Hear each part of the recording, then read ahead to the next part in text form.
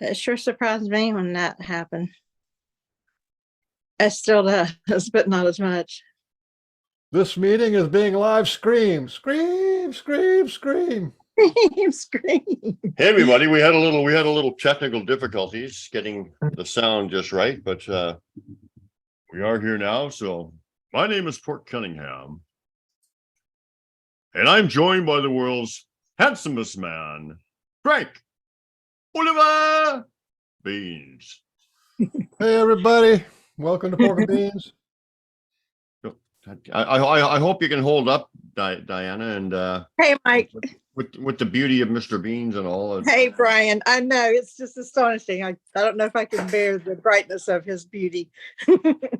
Yeah, well, most can't. Even some guys can't.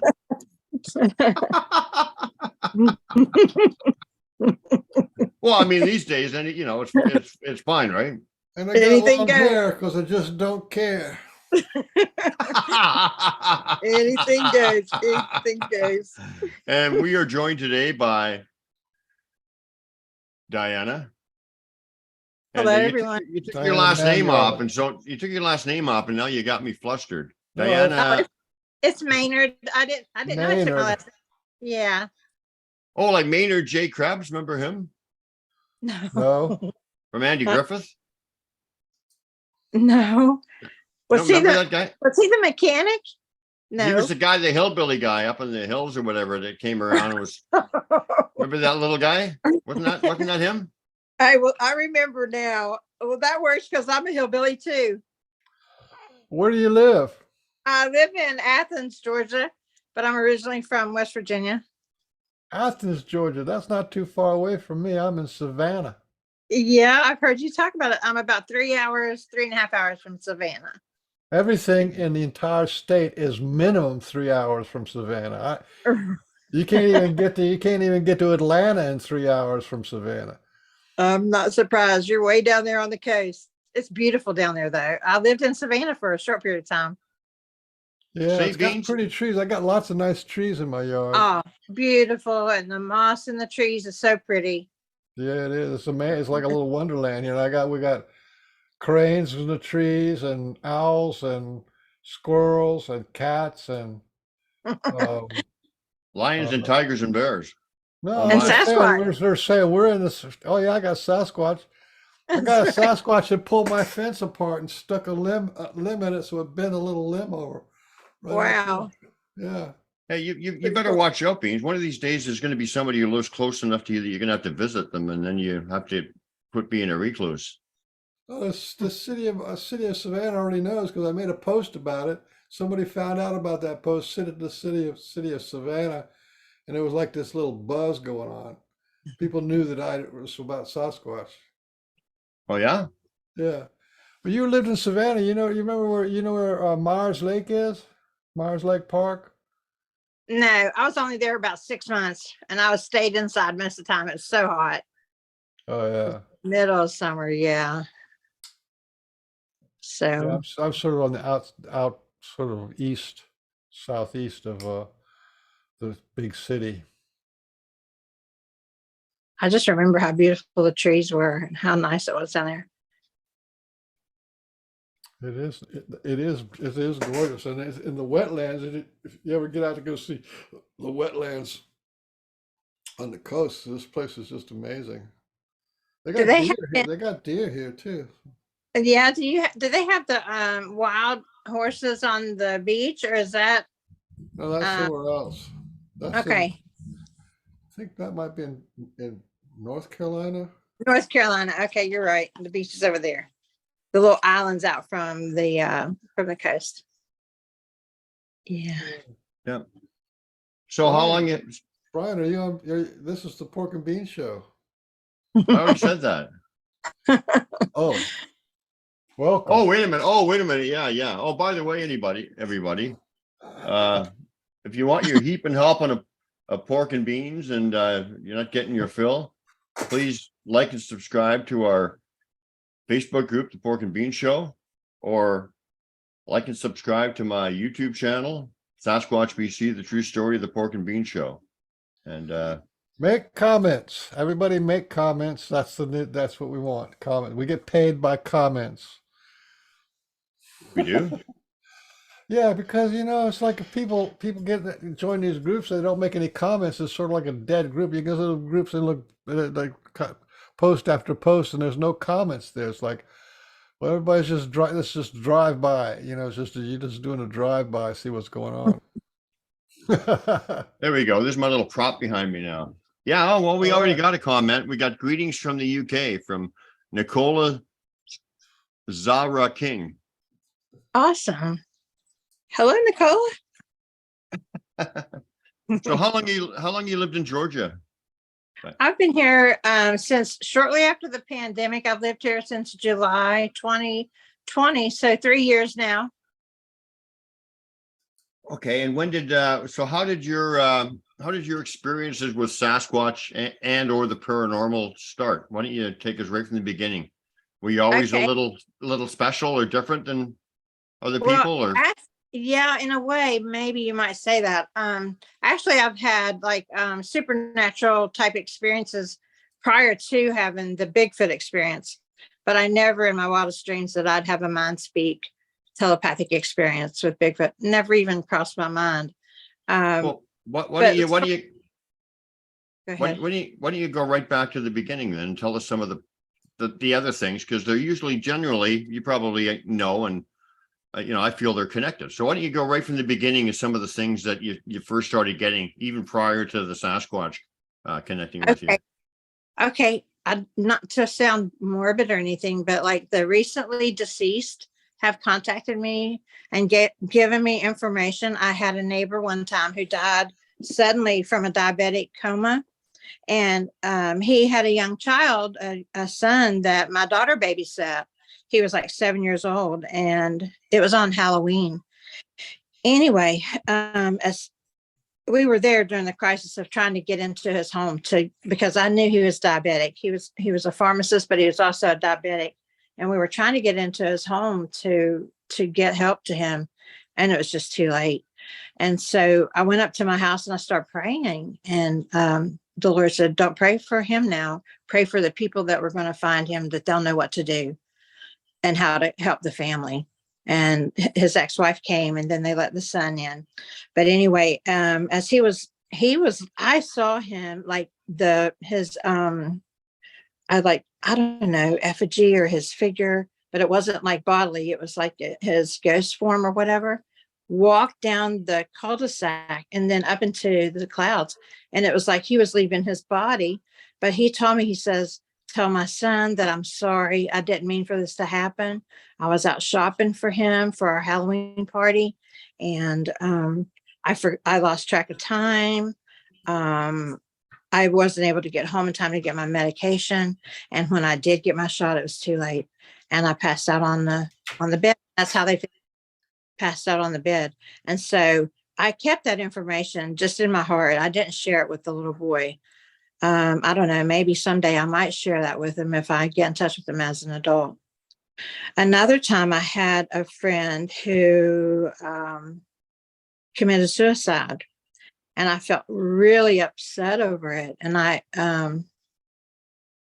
sought the Lord about it. I said, "God, please, if there's something that I did or didn't do, because you have that survivor guilt." I was like, "Please let me know, and please forgive me for not helping in the way I should have." And so for 3 days, I couldn't sleep. I just mourned day and night. And then on the third night, it was like his angel visited me and said, "It's okay. It wasn't your fault." And then I was fine. I went to bed. I slept normal. The grief process was over. So I've had some type of experiences like that. And then on a more positive note, my grandmother, when she died in 2003, I was married at the time, second marriage, and we were out somewhere, and it was very unhappy because I was very unhappy because he was an abusive person. The marriage lasted about 3 years.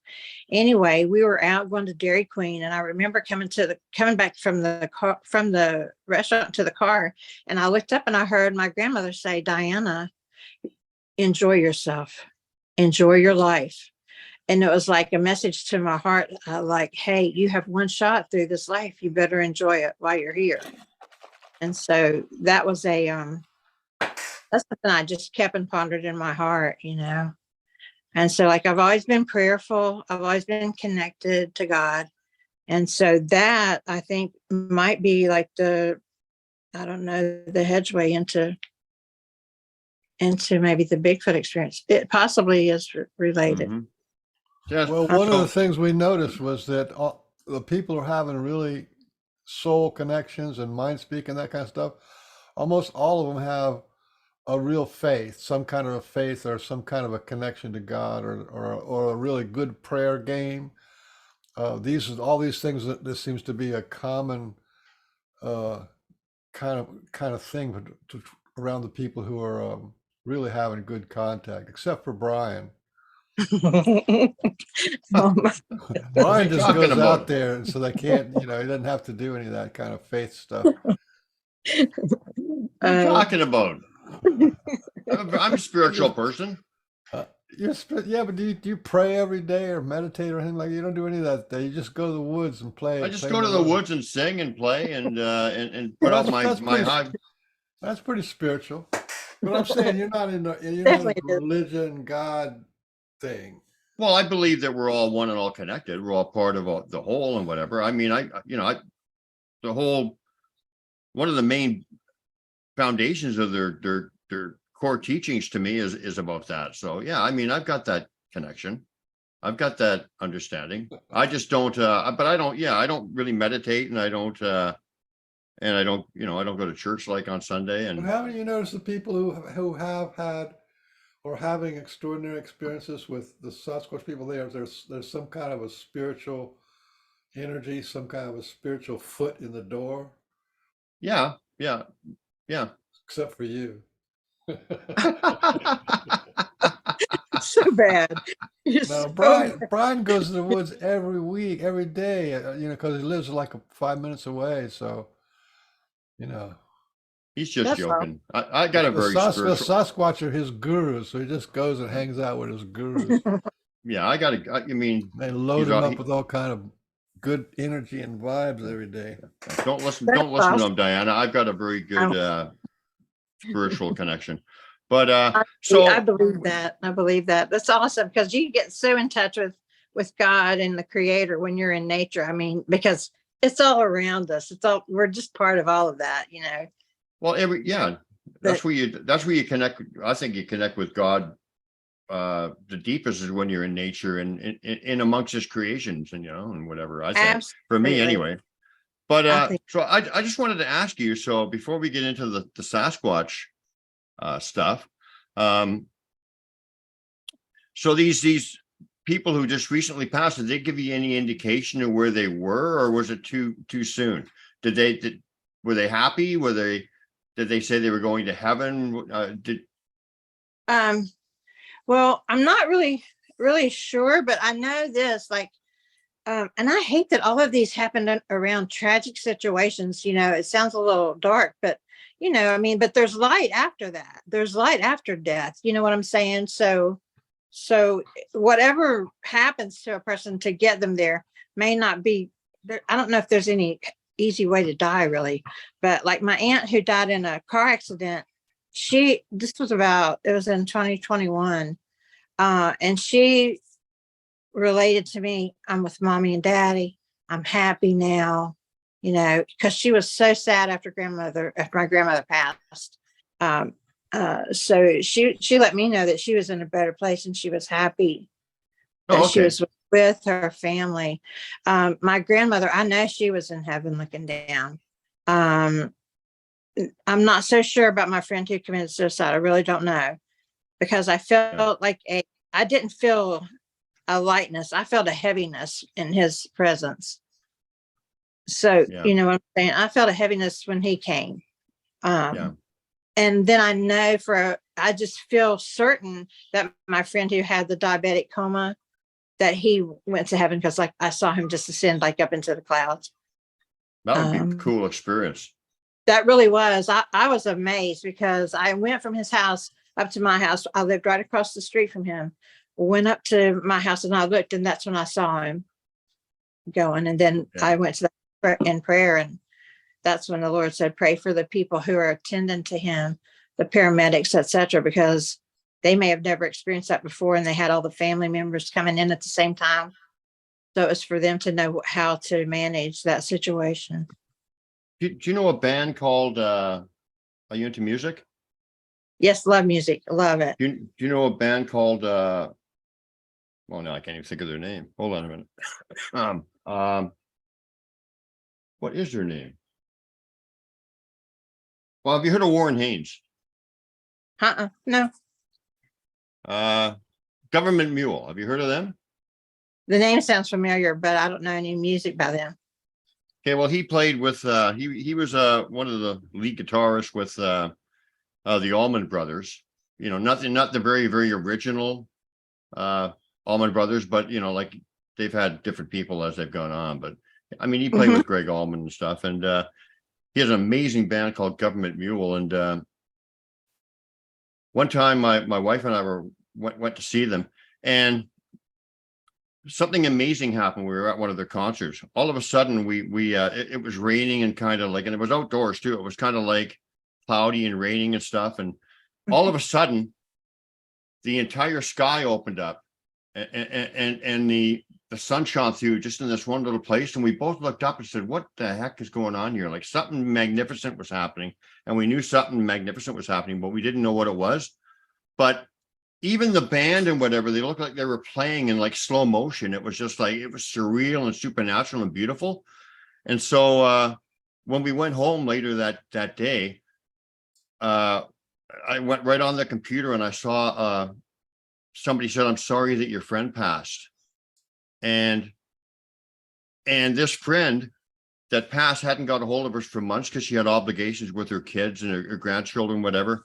And she wrote us a big, long, almost like a short story saying how much she loved us and whatever. And, you know, and that we were so precious to her. And, you know, and we had that spiritual kind of connection and whatever. And it was the very day that and then she had a heart attack and died that day. So I know for sure 100%, and I'm even getting the energy, confirmation energy, that what happened at that concert, which was her, she was coming past and saying goodbye as she was moving on. And it was just because we both, Stu and I are both pretty like in tuned and whatever. So we both knew, right? We didn't know until afterwards, but it was her saying goodbye. And so that's beautiful. I know that we move on, and you know, and I've also had an experience, a pre-birth experience, you know, and I'm not going to get into that because I talk about it every show, but not every show, but lately I have. But anyway, so I know there is a life after death, and it's and it you know, we're energy. We go on, right? We go on, and that's how it is. I think we just transform into a different, you know, different substance, whatever. But when you just shared that, I had chills all over because that just confirms in me the truth. You know what I'm saying? That's like an affirmation of the truth.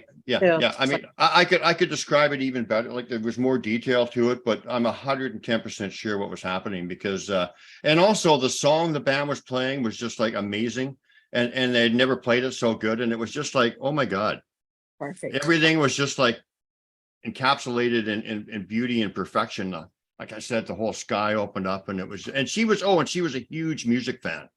Oh wow, huge music fan too. Yeah. Her name was Leanne Parker Hughes, actually. Did you know her, Mr. Beans? From about 5-6 years ago? I may have. She'd been in one of her the groups that she was in or something. Yeah, she hung around kind of in the same circles that we do, but I don't think I knew you at that time. But anyway, yeah, that was so uplifting, you know, because there's sadness, you lose your friend, but it was beautiful. It was beautiful, you know, like too. So anyway, yeah, just mind-boggling these journeys that we're on, isn't it? You know, and I think there's a connection in families too, because my brother has really his spiritual connection, sensitivities to spiritual things. And when my grandfather died on my father's side, he communicated with my brother after he died and said, you wouldn't believe this, David. He said, the oceans here are crystal blue, bluer than any I've ever seen. And he had always wanted to go to the ocean and had never had that opportunity in life, but he got that opportunity in death. So it was just beautiful. And then I have a nephew who was at home waiting for his sister to come home on the bus. They were two separate buses because he was a lot older. And he saw her in his mind fall on the bus and get hurt pretty bad. And when the bus came home and she got off, sure enough, at the time he was thinking it, that's what happened on the bus. And she had fallen and gotten hurt. And he saw it like premonition right before it happened. So I think some things are running families, like some innate abilities or something. It's interesting. I think so too. And I just wanted to toss in this thing about seeing your grandmother or your father, some relative, after they die. That's the number one reported paranormal experience in the world. Oh, wow. I didn't That's know number that. one. It's like more people have that happen to them than say see ghosts or have funny knocks in their house or any kind of Yeah, paranormal stuff. It's just that the relatives coming saying I'm all right. Yeah. I think it's awesome. It's a comfort. It's a really good thing. I didn't know When- that was the number one occurrence though, but I believe it for sure. Yeah, I think the near-death experience and then the people who are having contact with relatives, that's really important as the shift that we're in now, because, well, like Brian was saying, we're energy beings, and we need to know that life goes on. We need to know that there's a cycle there, and that birth and death are natural, and to some extent also good and evil, right? We always think of death and war and things like that, and but that kind of stuff has to happen, you know what I mean? A lot of people, sometimes when a lot of people die, there's a big war, a lot of people die. Well, Right. in the overall scheme of things, there is no death, so it's just a big sadness, but it's part of the picture. Yeah. Well, I Well, mean, the other positive thing about death is, it's hard for the survivors on this side, but I mean, how many people, like when you hear these near death experience stories, and we're having a guy on at the end of the month who's got an amazing one, John J. Davis. But when you hear these people talk about it, they don't want to come back. Some of them, right. so Absolutely. it can't be that bad. It's just the loss of ego and the loss of self that, like, because the how would you say that? Well, the loss of ego, I guess, of your own personal Brian Bland or Dianne Maynard or Right. Michael Harrell or whatever, that, we have a hard time letting go of, but we don't actually die. So I remember a Right. whole bunch of my past lives, but I swear I do not remember the name that I was going under in those lifetimes because I don't think that's actually that important. I Mm-mm. mean, the things that happen to you, like your kids or your adventures or your struggles, those things are what you remember from past lives more than, uh, you know, maybe your identity, unless you're somebody famous like like me. some pharaoh or something. Yeah, I think you were, you were, No, I'm talking about in this life. oh, yeah.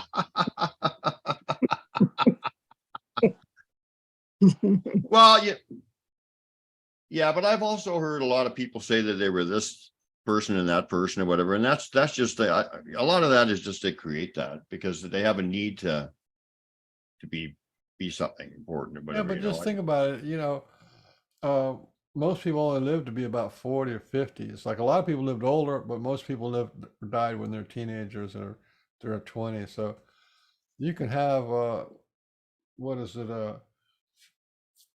3 or 4 lifetimes in 100 years. And so we've had a lot of lifetimes. There's a lot of my lifetimes where I was like a farmer or drunk or something like that. There's, Drunk. Wow. oh yeah. Well, that's what everybody did. You know, the water was polluted in Europe, so you drink it, you mixed it with grog or something so you weren't drinking, you know, ditch water basically. I'd like to see you as a drunk. That would be the world's handsomest man Yeah. and as a drunk. Oh, I was a wife beater one time too. You were? Yeah, yeah. Wow. But I was also a apprentice mage in Atlantis. I was like a number two guy, the number two mage in Atlantis. How about any other like lifetimes like other than human? Like I remember I was a praying mantis once. Does that sound weird to you, Diana? It does sound weird. A praying mantis being like, but anyway, That, how about you? Go how ahead. about how about me? Yeah, or either of you. Do you Uh, remember anything other than like human lives? I don't particularly remember anything, but I've never done hypnosis or anything to see if I have had past lives. Um, or if this is my first go round. I don't know. But I did have a lady who did, or wait a minute. No, it was a man who did a reading for me. Um, Thomas Freese. I don't know if you've heard of him. He deals a lot with wood. He makes a lot of things with wood. And he's got a book written about tree spirits.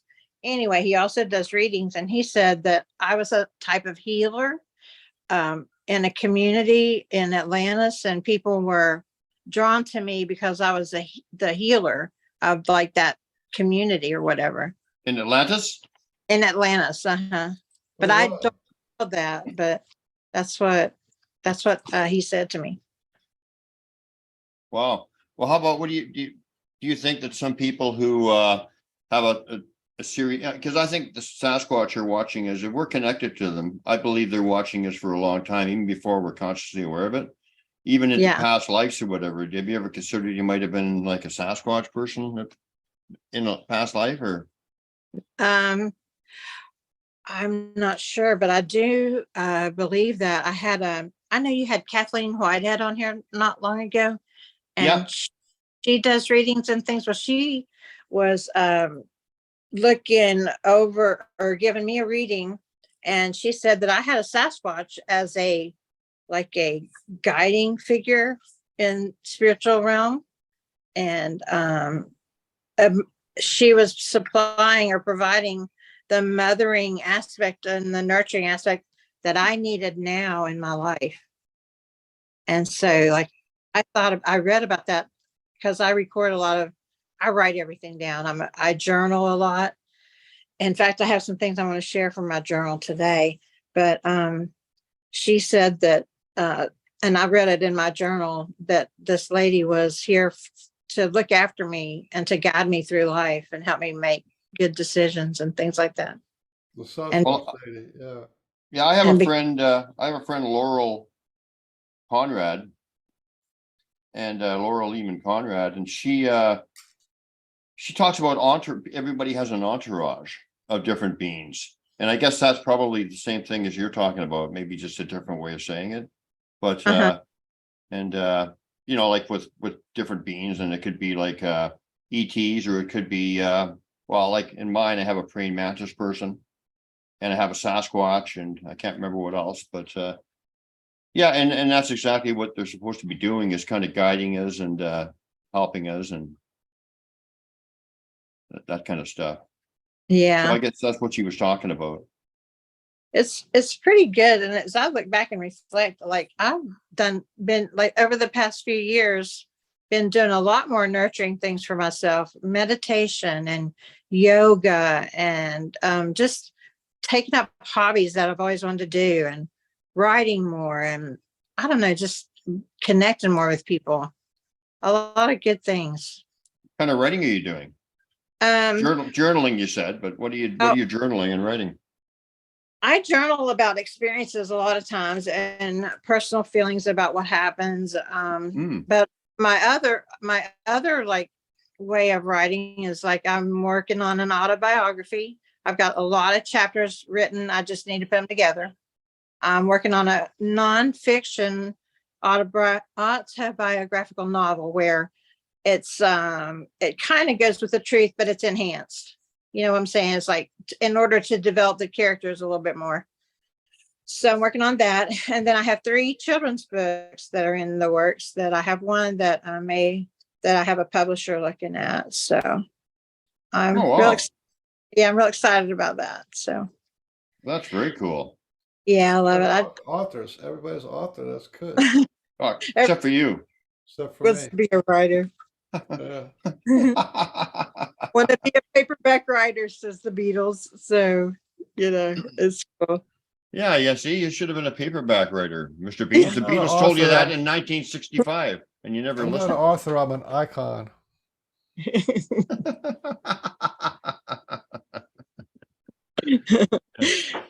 uh, So we were talking about you were saying something about family connections or whatever, but I think you know, especially with habituations or whatever, I think that the Sasquatch from generation to generation can be connected with different families and whatever too. I believe that's true also. Yeah. I don't have evidence, but I believe you're right, though. I think that happens in families too. Well, I mean, well, and you know, it makes sense because if the Sasquatch are your neighbors and they're living there for hundreds of years, and your family's living there for hundreds of years, and you get to know each other, then that's just kind of like there's nothing like supernatural or anything about that. That's just neighbors being neighbors, right? Kind of thing. Right. Sure. But anyway, Well, so so let's I get think the Sasquatch are very picky about who they are friends with and relate to, because they do this thing called well, there's this thing called tagging. So they tag people so you can go from one city to another city or another state. Then all the Sasquatch will know who you are. That's called tagging. But the other thing that they do is they can do life review. So when you hear about people talk about Sasquatch looking in the window and the Sasquatch is looking after the kids, what they're actually doing is they're looking forward and backward in that child's timeline or in anybody, the parents' timeline, look backwards and forwards and find out who they've been and who they are and who they will be in the future. And if they see there's a Sasquatch connection there, then they can know how to do that. And then the other thing is once they do that, they might wait for 40 years before they come back into your life. yeah. You know, if That's they've pretty. seen you when you're a kid, because their time thing is not the same as our time. That's amazing, really. Yeah. There's no question about it either. I mean, it really is true. So it is amazing. So So people how don't did? get picked randomly, that's for sure. They check you out Oh yeah. in your dream time or in the spirit level, or they'll check you out and make sure. That I have to tell this because I believe it's probably related based on what you just said. I had a dream when I was like 5 or 6 years old that I was sitting on the kitchen counter, you know, a little girl just sitting up on the kitchen counter, and I heard something and I looked around and I thought it was a monster, but I wasn't afraid of it. And it came and it picked me up and walked with me, like Wow. Yeah. was carrying. And I've never forgotten that dream. All the dreams in my life, I've forgotten almost all of them. But that dream I've always remembered. And I've thought back to that since I've been talking to Sasquatch, thinking, you know, it's like what you just said. Beans, Mr. Beans, it's like what you just said about they look at that person's life all the way from back when, all the way up to beyond their life. Yeah. That's Present. one of the big advantages of them teaching you too, because they already know what you're going to think and come up with or whatever, even before you do. And they've proven that to me with glyphs and stuff. And you know, like they know that the future, the past, and the present is all like not linear for them. It's like they can read it all in the now. So that's one of the reasons why they're such amazing teachers. But what you were saying with that was cool that you picked up on that, because what Bean says is true about the dreams. They're not really actual dreams. They're actually coming to you in the dream. That's amazing too. And yeah, because I've had lessons that they've given me in many ways, and one of the ways is through dreams. So and they're more than dreams. Yeah, and So then they'll do it where if they want you to remember, they do it not where you dream. Where you dream is kind of when you're in between states of consciousness, right? You kind of go really deep, then you come back up, and so you're in these in between states. That's where the dream happens, and that's why when you wake up, you go out of the dream. But they do it in a place where you remember, and they make sure that they do it in a place where you remember. Wow. If they want, the star people do the same thing. A lot of people are taken by the star people in their dreams, and they go to a whole reality and talk and do all this kind of stuff. But really, they're just laying in bed. But it's not in a dream. It is in an alternate sort of spiritual Yeah. reality. Mm-hmm. A different plane, the Yeah. interdimensional. Yeah. I even had them, like, I've been pondering questions, thinking about questions about them, and stuff, and had them come into my dream and give me the answer. Pretty cool stuff. So, there's no question about that.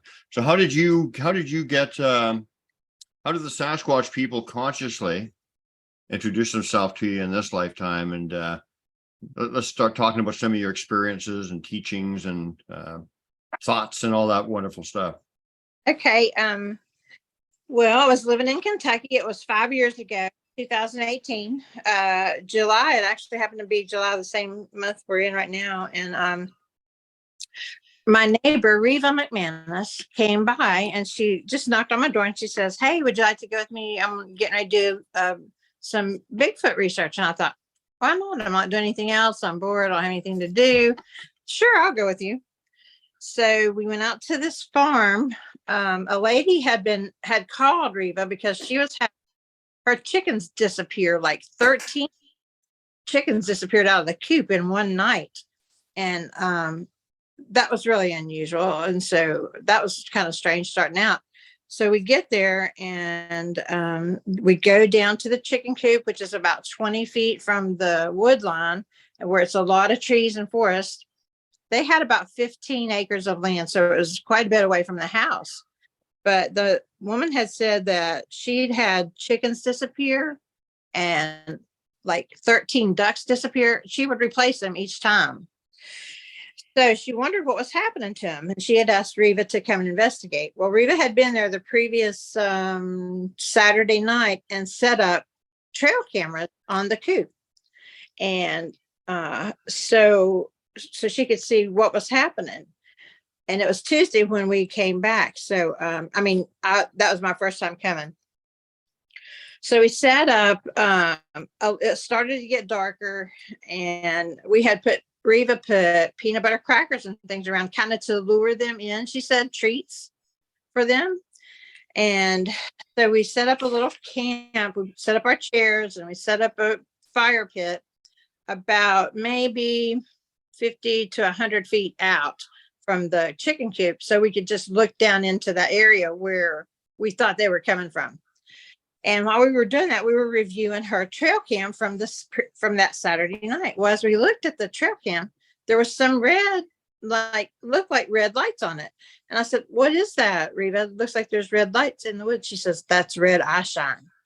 And we saw like 5 sets of red eye shine.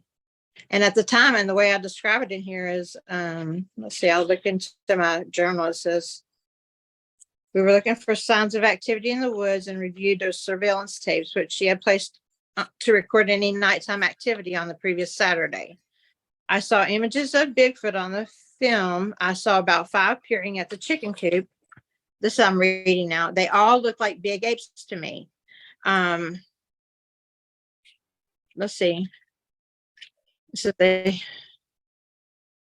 stood out because they were real dark out in front of the green forest. You know what I'm saying? They're the green trees. So that's how they stood out.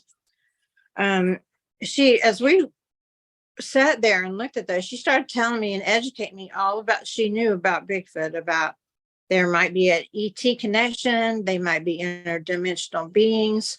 They're higher intelligence. They could have DNA from aliens and from humans and from animals. And so like all this was really intriguing. And I listened with an open mind, and a lot of things happened that evening that we were there. One of the children that lived there, the girl had the woman had a little girl who was 9. She came down with us and sat there for a little while. We had popcorn and we talked and chatted.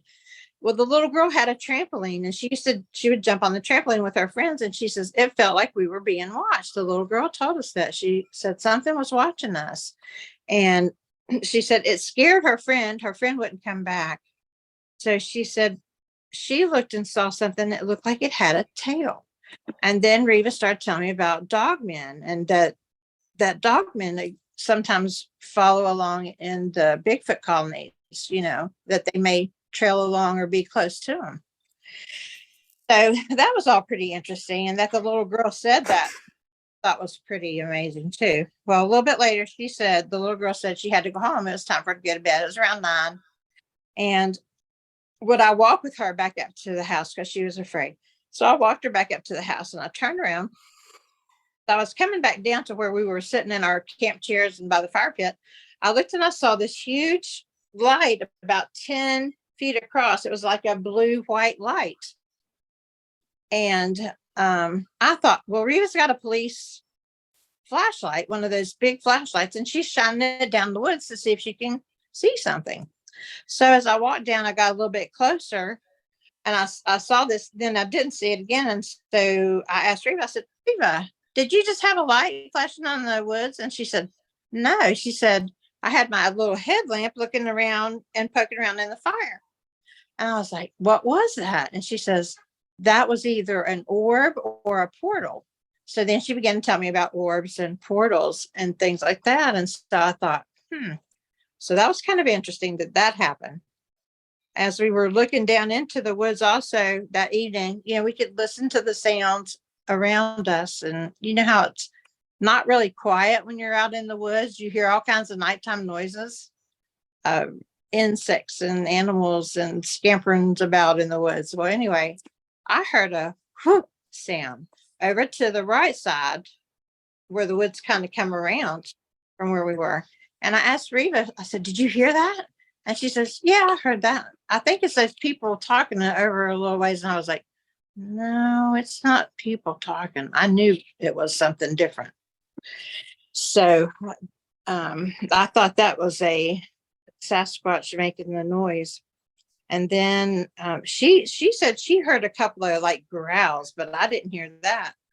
So we left there and I thought about all those things that happened. And and I have to mention this too. Not only that, I looked up into the sky and there was a round white light. And I thought, oh, that's the first star of the night. Because, it was dusk going into evening. And I saw it. And then like about 30 minutes later, it wasn't there. And I thought a satellite would still be there.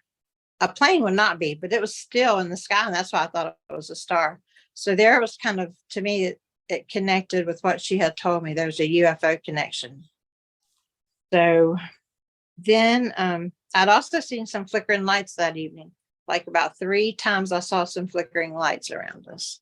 And I don't know what that's about, but it was unpredictable. So then, let's see, I can read this directly to you. Reva attempted to communicate with them. And she would always talk to them.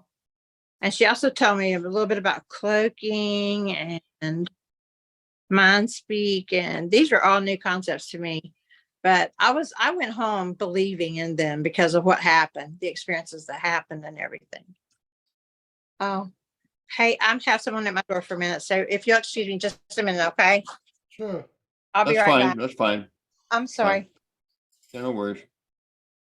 Well, the Okay. Sasquatch are really doing, getting to know her. Hey, Well, yeah, excuse me. it makes sense because if they want to connect with you, that's how they do it. They do it. They don't waste any time. And it's She's friends of obviously out there friends. for a reason. That's kind of like what you teach is if you're friends with somebody who's close to the Sasquatch, then the Sasquatch will be friends with you. So it's like the friend connection. So she went out in the woods just to hang out with her friend and started to develop. I think that's important to Yeah, know. it is, but in my case too, they also called me Right. via my, with MindSpeak before I even met this guy. But it's the first day I went out with him, we had like amazing experiences. So there's truth in both ways you can look at Yeah, it. well, you're a prime contact. You're the prime contact. You're the root, and then everybody else who knows you is going to have an experience. Well, I So, mean, that has happened. Oh, wow. Look at that nice shirt. Wow, I hey, like the color. I like the color. Oh, is that the moon? That's the moon. yeah, I got this especially for today. This is my outfit for today. Advertising Bigfoot. I Yeah, love the we don't. shirt. I love the shirt. Got, So I got we got guys don't. You ever heard a guy Beans say, "Look at my outfit"? That's a girl thing, right? it. Definitely. Hey, how do you like my outfit today? Like, like we guys don't do outfits. We don't, like we Oh, like. she's got this cute. She's got this cute Sasquatch T-shirt on. No. I'm saying Bugs, I'm not criticizing that. She's got an outfit on. I'm saying guys don't do outfits. Yes, We they don't like, do. like. Yes, How do you like my when outfit? we get somebody on the show who's got a new Sasquatch shirt, he'll show us a shirt. I guarantee it. He's not going to say, "How do you like my new outfit?" You know what I mean? You ever heard a guy say, "Hey, how do you like my outfit?" Well, I could have just said, "How do you like my T-shirt?" It's not really an outfit. It's my T-shirt. No. You're exempt. You're a lady. I'm saying you ever heard a man say that? No, I haven't. Well, I guess there are some men that would say it, but we won't go there. Everything's cool. I'm going to get myself in trouble San here. Francisco, right? Oh, I have to say, "How you like my duds?" How you like my duds? I've heard that. Yeah, well, that's kind of unisexual. Unisexual? No. Unisex. Unisex. Unisexual, that's not a word, is it? Unisexual. I think it is a word. You just used it.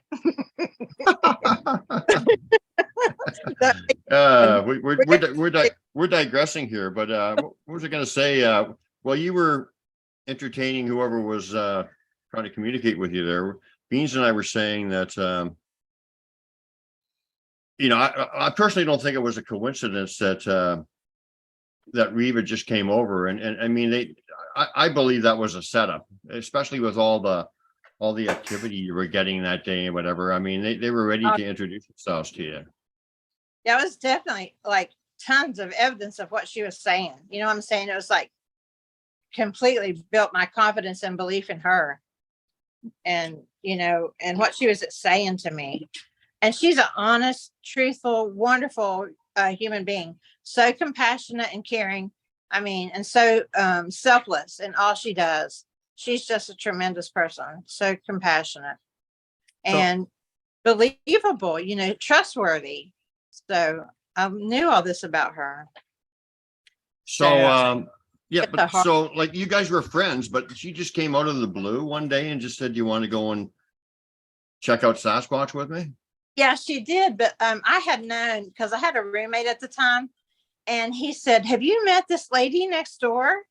And I said, "Yeah, I've met her." And he said, "Well, she believes in Bigfoot." And so he said, "There's the Bigfoot lady." He always called her the Bigfoot lady. Well, we had met, and she says, "Maybe you can go out with me sometime." And she would come over from time to time. We'd eat together and different things like that, have lunch together or have dinner together.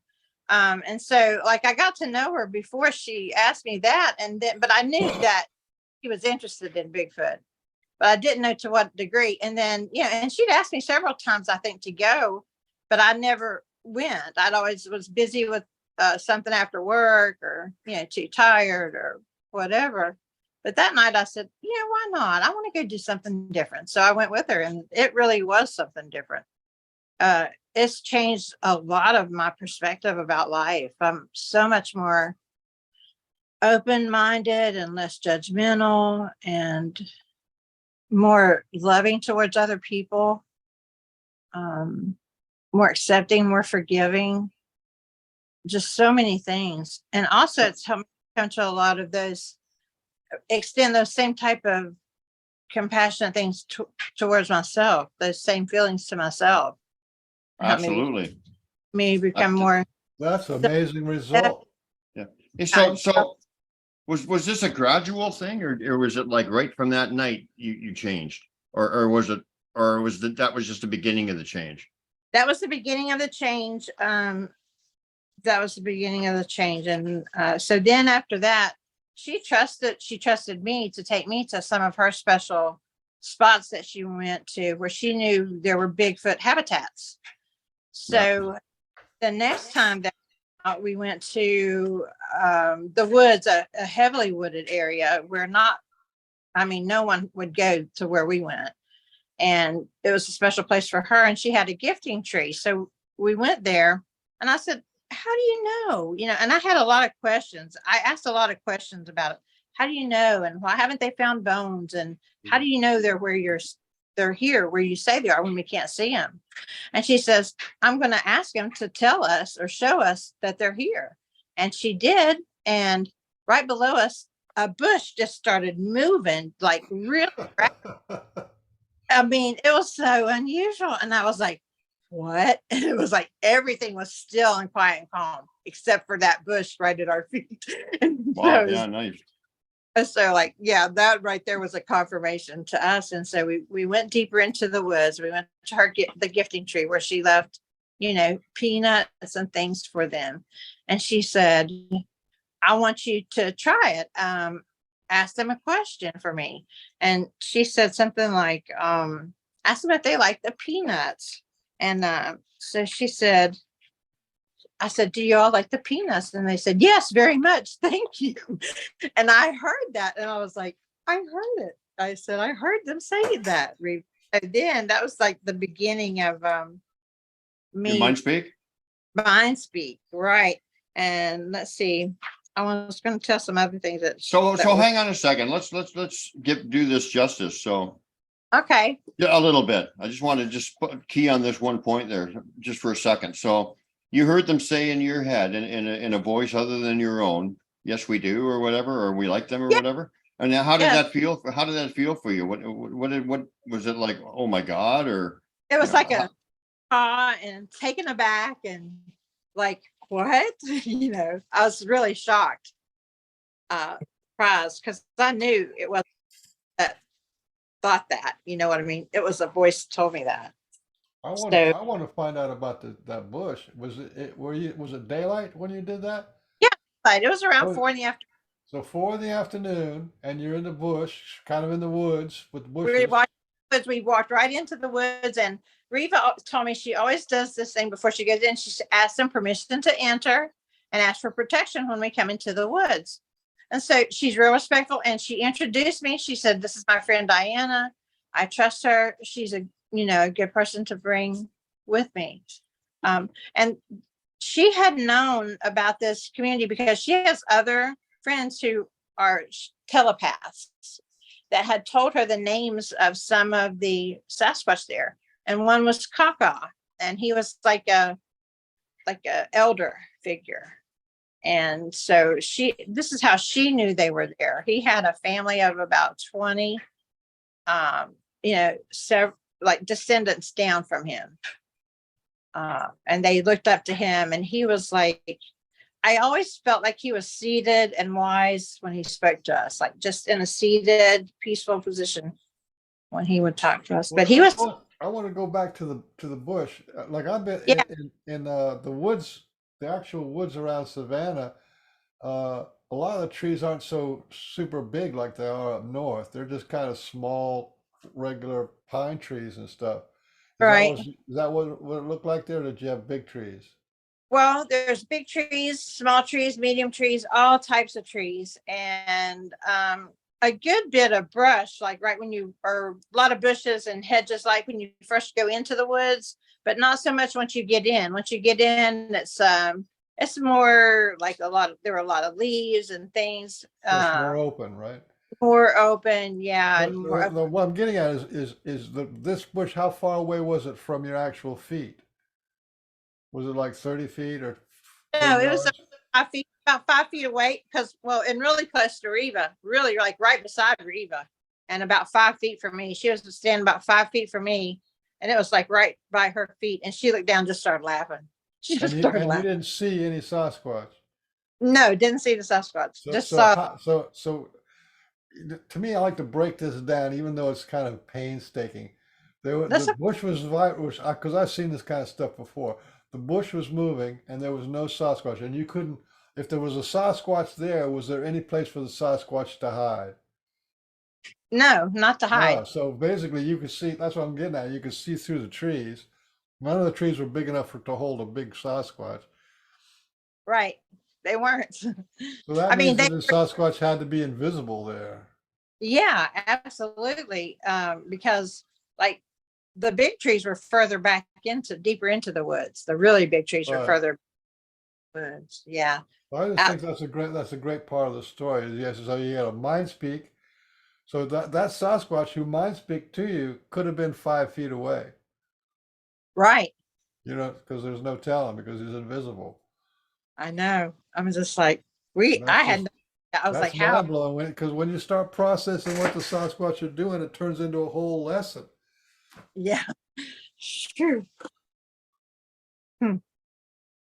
You're lucky. We're all lucky. It was quiet. There was a few, it was real quiet that day, except for a few birds. As we walked into the woods too, there again, there's more evidence. There were like a piece branches crossed like an X. And then we saw a lot of the Y structures. And that seemed to be a constant thing that we saw, always in the shape of a Y. And they would be like in the oddest places. They would be like stuck into another tree limb where it couldn't have got there just like by falling that way. It was So you just talk like, about like a stick that has two sticks that yeah, split and then has one coming down. yeah, like a stick like Right. that. Yeah. Right. And To were they standing up or they're just laying on the ground? standing up. Okay, well there's no question about that.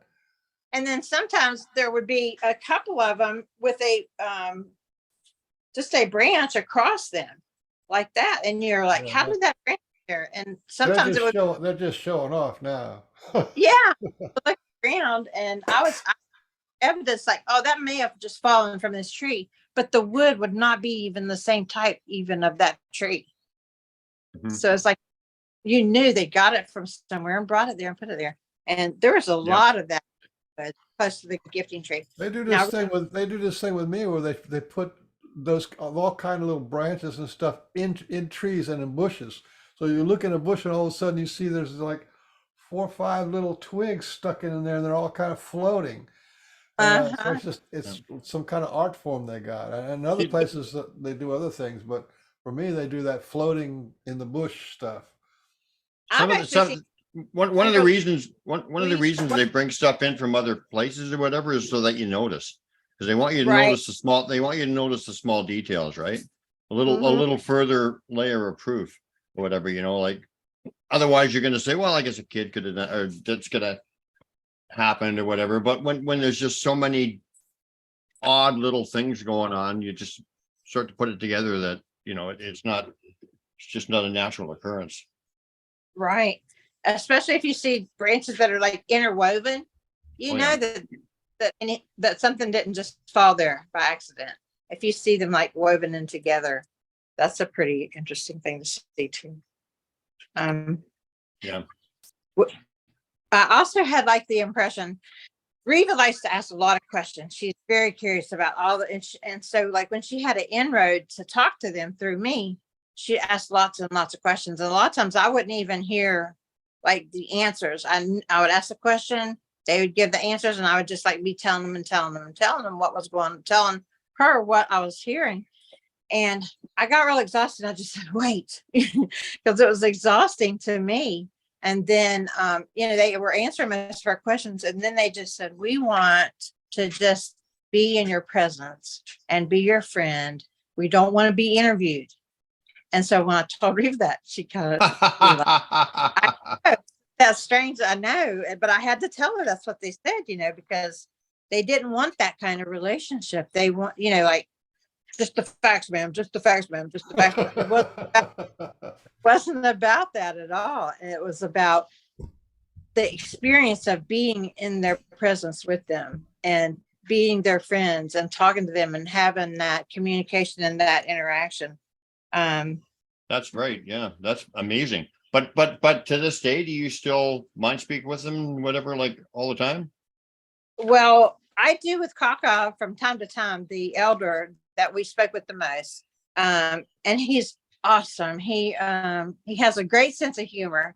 He would often do things like when I was living in Kentucky, like lay my car seat all the way back down. And I would hear him just laughing about it. I'd say, "Good morning, Kaka," because I would speak to him every morning going to work.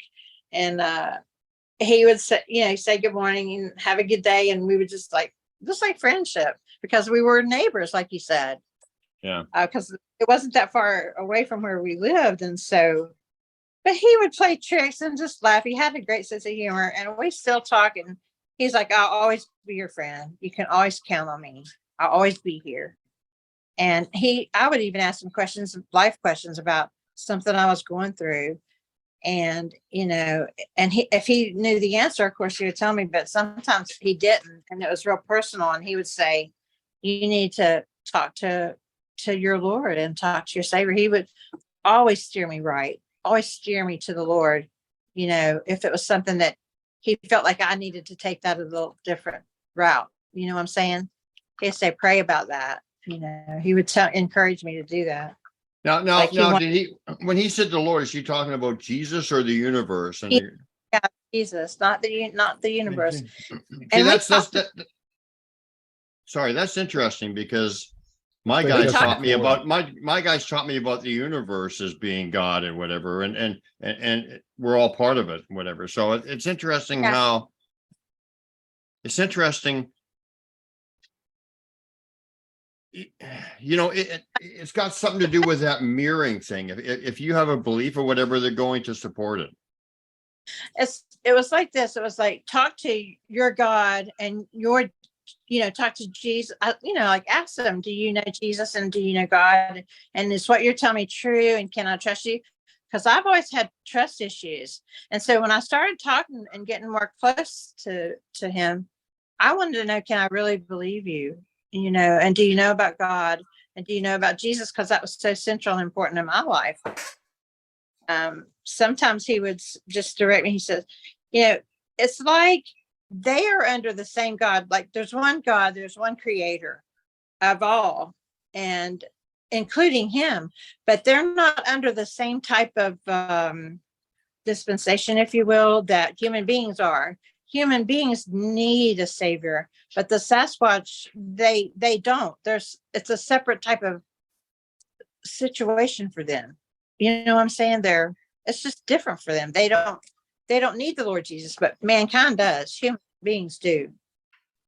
And so he would direct me back. But I was like, whenever I got the confirmation then that it wasn't something that I was just talking to some spirit or something that wasn't godly, because I was concerned about that, because I had always been taught, don't talk to the dead, but I couldn't help it when they talked to me. You know what I'm saying? I was like, oh my gosh, it's like, they're the ones initiating it. And so I had questions about it, and they, Kaka actually allayed all my fears by encouraging me to continue in my prayer life and meditation and things like that. And so we grew to have a great friendship, and we still do. I don't call on him as often as I, would have then, but he's there when I do. And there's a family here where I live that I have met, but they do mind speak some, but they leave glyphs more than anything with me. And they'll do knocks, and they might knock on the side of the house. And frequently they'll do drumming. Like 2 times I've heard them rap and drum about 3 o'clock in the morning, like 10 times, and then I know, no one in this neighborhood is out there drumming at 3 a.m.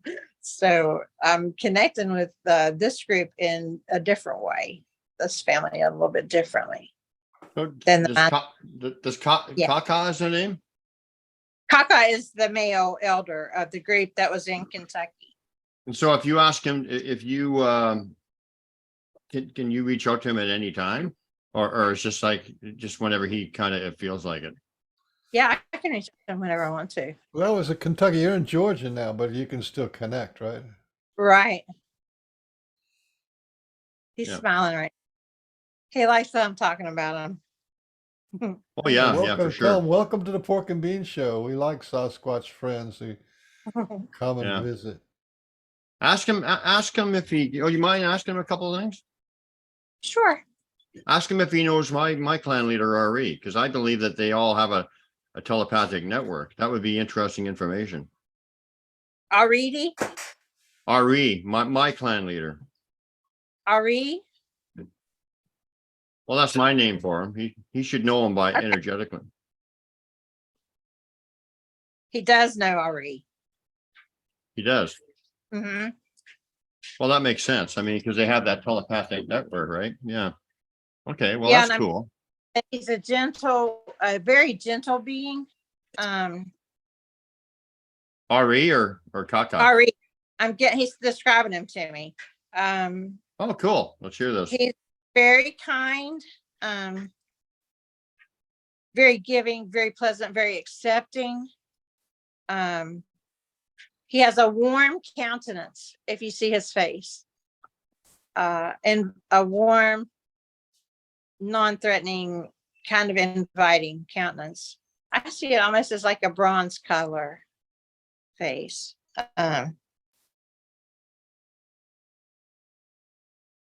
He's tall, Yeah, he is. about 8 feet or more. And Yeah, yeah. go ahead. He's a good friend to him. He's a good friend to Kaka. So how do they, so obviously, well, I mean, they connect through the telepathic network. So I figured that he would know him. And, and the fact that you're on the show and whatever would kind of like put that out into their perception, whatever, too. If they hadn't seen each other for a while, it would bring it back to them just because of the fact you're talking to me or somebody that Beans knows or whatever would be there too, I would think. So Yeah, he's younger.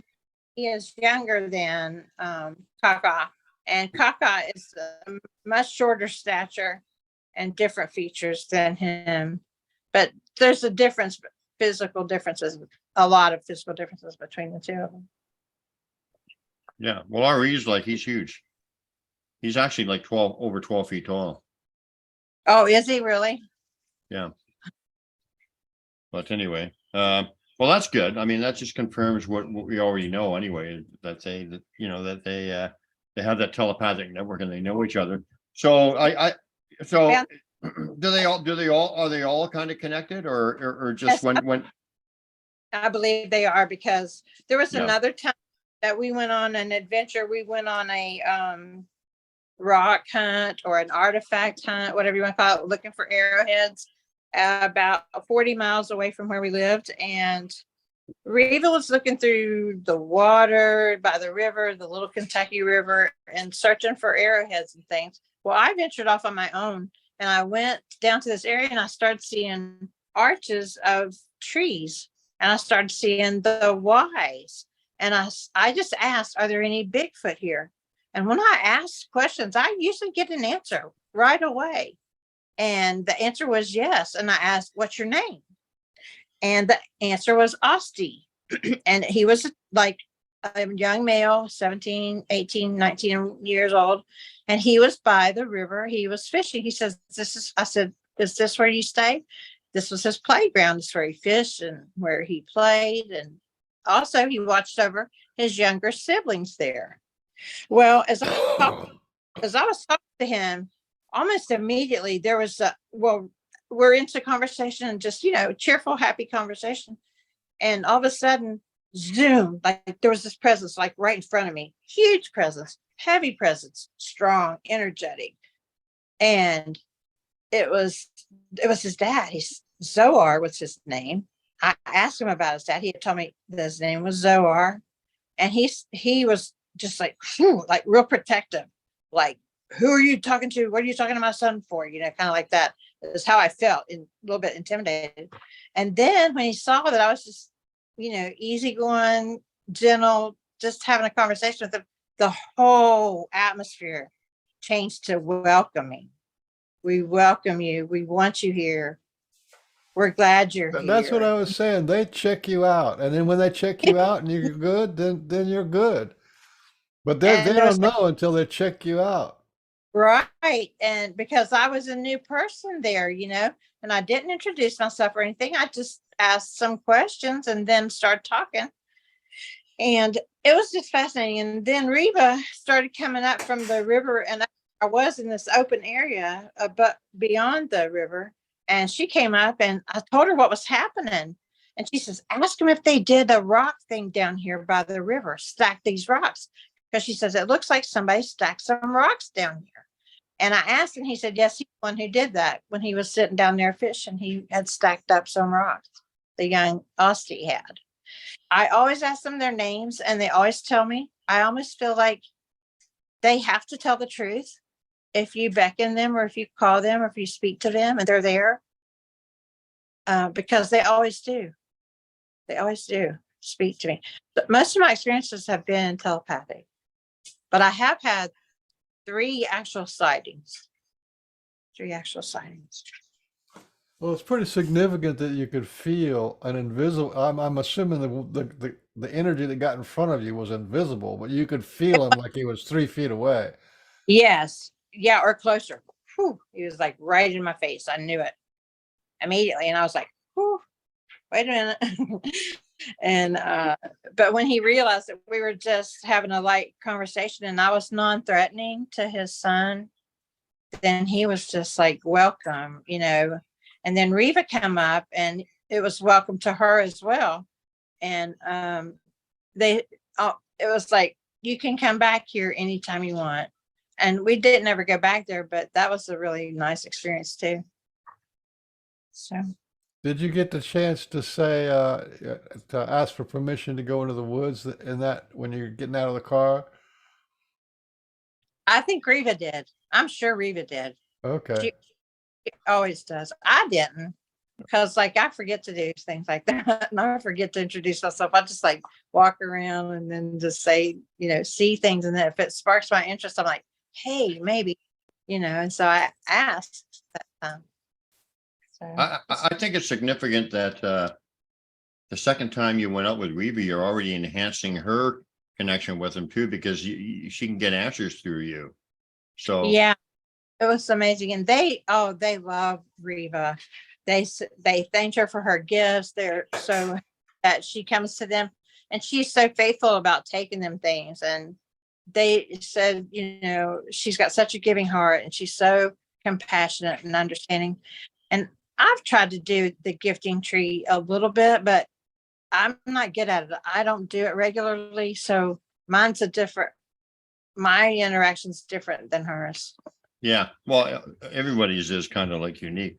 So what would they say if you were going to ask them? What would the reason be for, like, obviously they love Reva and whatever, but Right. and mind speak also encompasses a lot of different things. It can also be thought placement.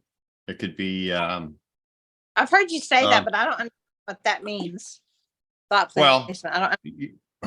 well, I'll get a thought in my head for talking particularly about me. And then like, but it's not my thought, because the answer to my thought is right on the ground before me. They would put a thought in my head so that they can give me the answer. And that's another form of mind speak.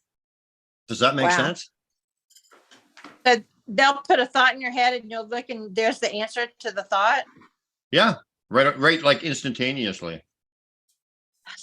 That's pretty cool. That's another kind of mind speak. Like mind speak isn't only just a voice in your head, right? Right. But I did want to ask you, and I have my own, so some of these questions, I'm not as naive as some of these questions sound, but I'm still asking you for the sake of the audience, right? So, Sure. bear in mind. So, I mean, so as far as mind speak goes, classic mind speak, like the voice in your head, and like I said, there's many variations of it. What would they tell you about, why would they not talk to Riva directly and you? Is it because you're more in tune to that frequency of mind speak, or, because they love Riva. So why are they not talking? And this is not reflecting on her or anything. It's just a general question. Why would they not talk to her via mind speak and talk to you? Is it because she's in tune to that frequency of mind speak, or you're in tune to that frequency of mind speak, or how does that work? Well, I asked that. Riva wanted to know. She says, why can't I talk to you? And the answer that I got from Kaka was directly to Riva: still your spirit and listen with your heart. And I have other messages later on similar to that, but it was still your spirit and listen to your heart. And so you have to be listening. You have to be waiting patiently. And Riva's one of these, like, she wants to talk. She wants to lead. She wants to get in there and say her part a lot. So that's just something she's tried to learn. I said, Riva, I'll help you learn how to meditate. It's not that hard, because I meditate and I pray. And a lot of it is just being quiet and being still. Almost all meditation is stillness, And when you get into that place of stillness, that's when you can hear. That's when you're quiet and you can hear and receive things. And I don't know about the frequency thing that you were talking about. I don't understand that part of it, but I understand that you have to be in tune and in a place that you can receive a message. Yeah. I hope that answers. Yeah. It has to do with still on the inside. And I know Riva's she thinks about a lot of things, is concerned about a lot of things all the time.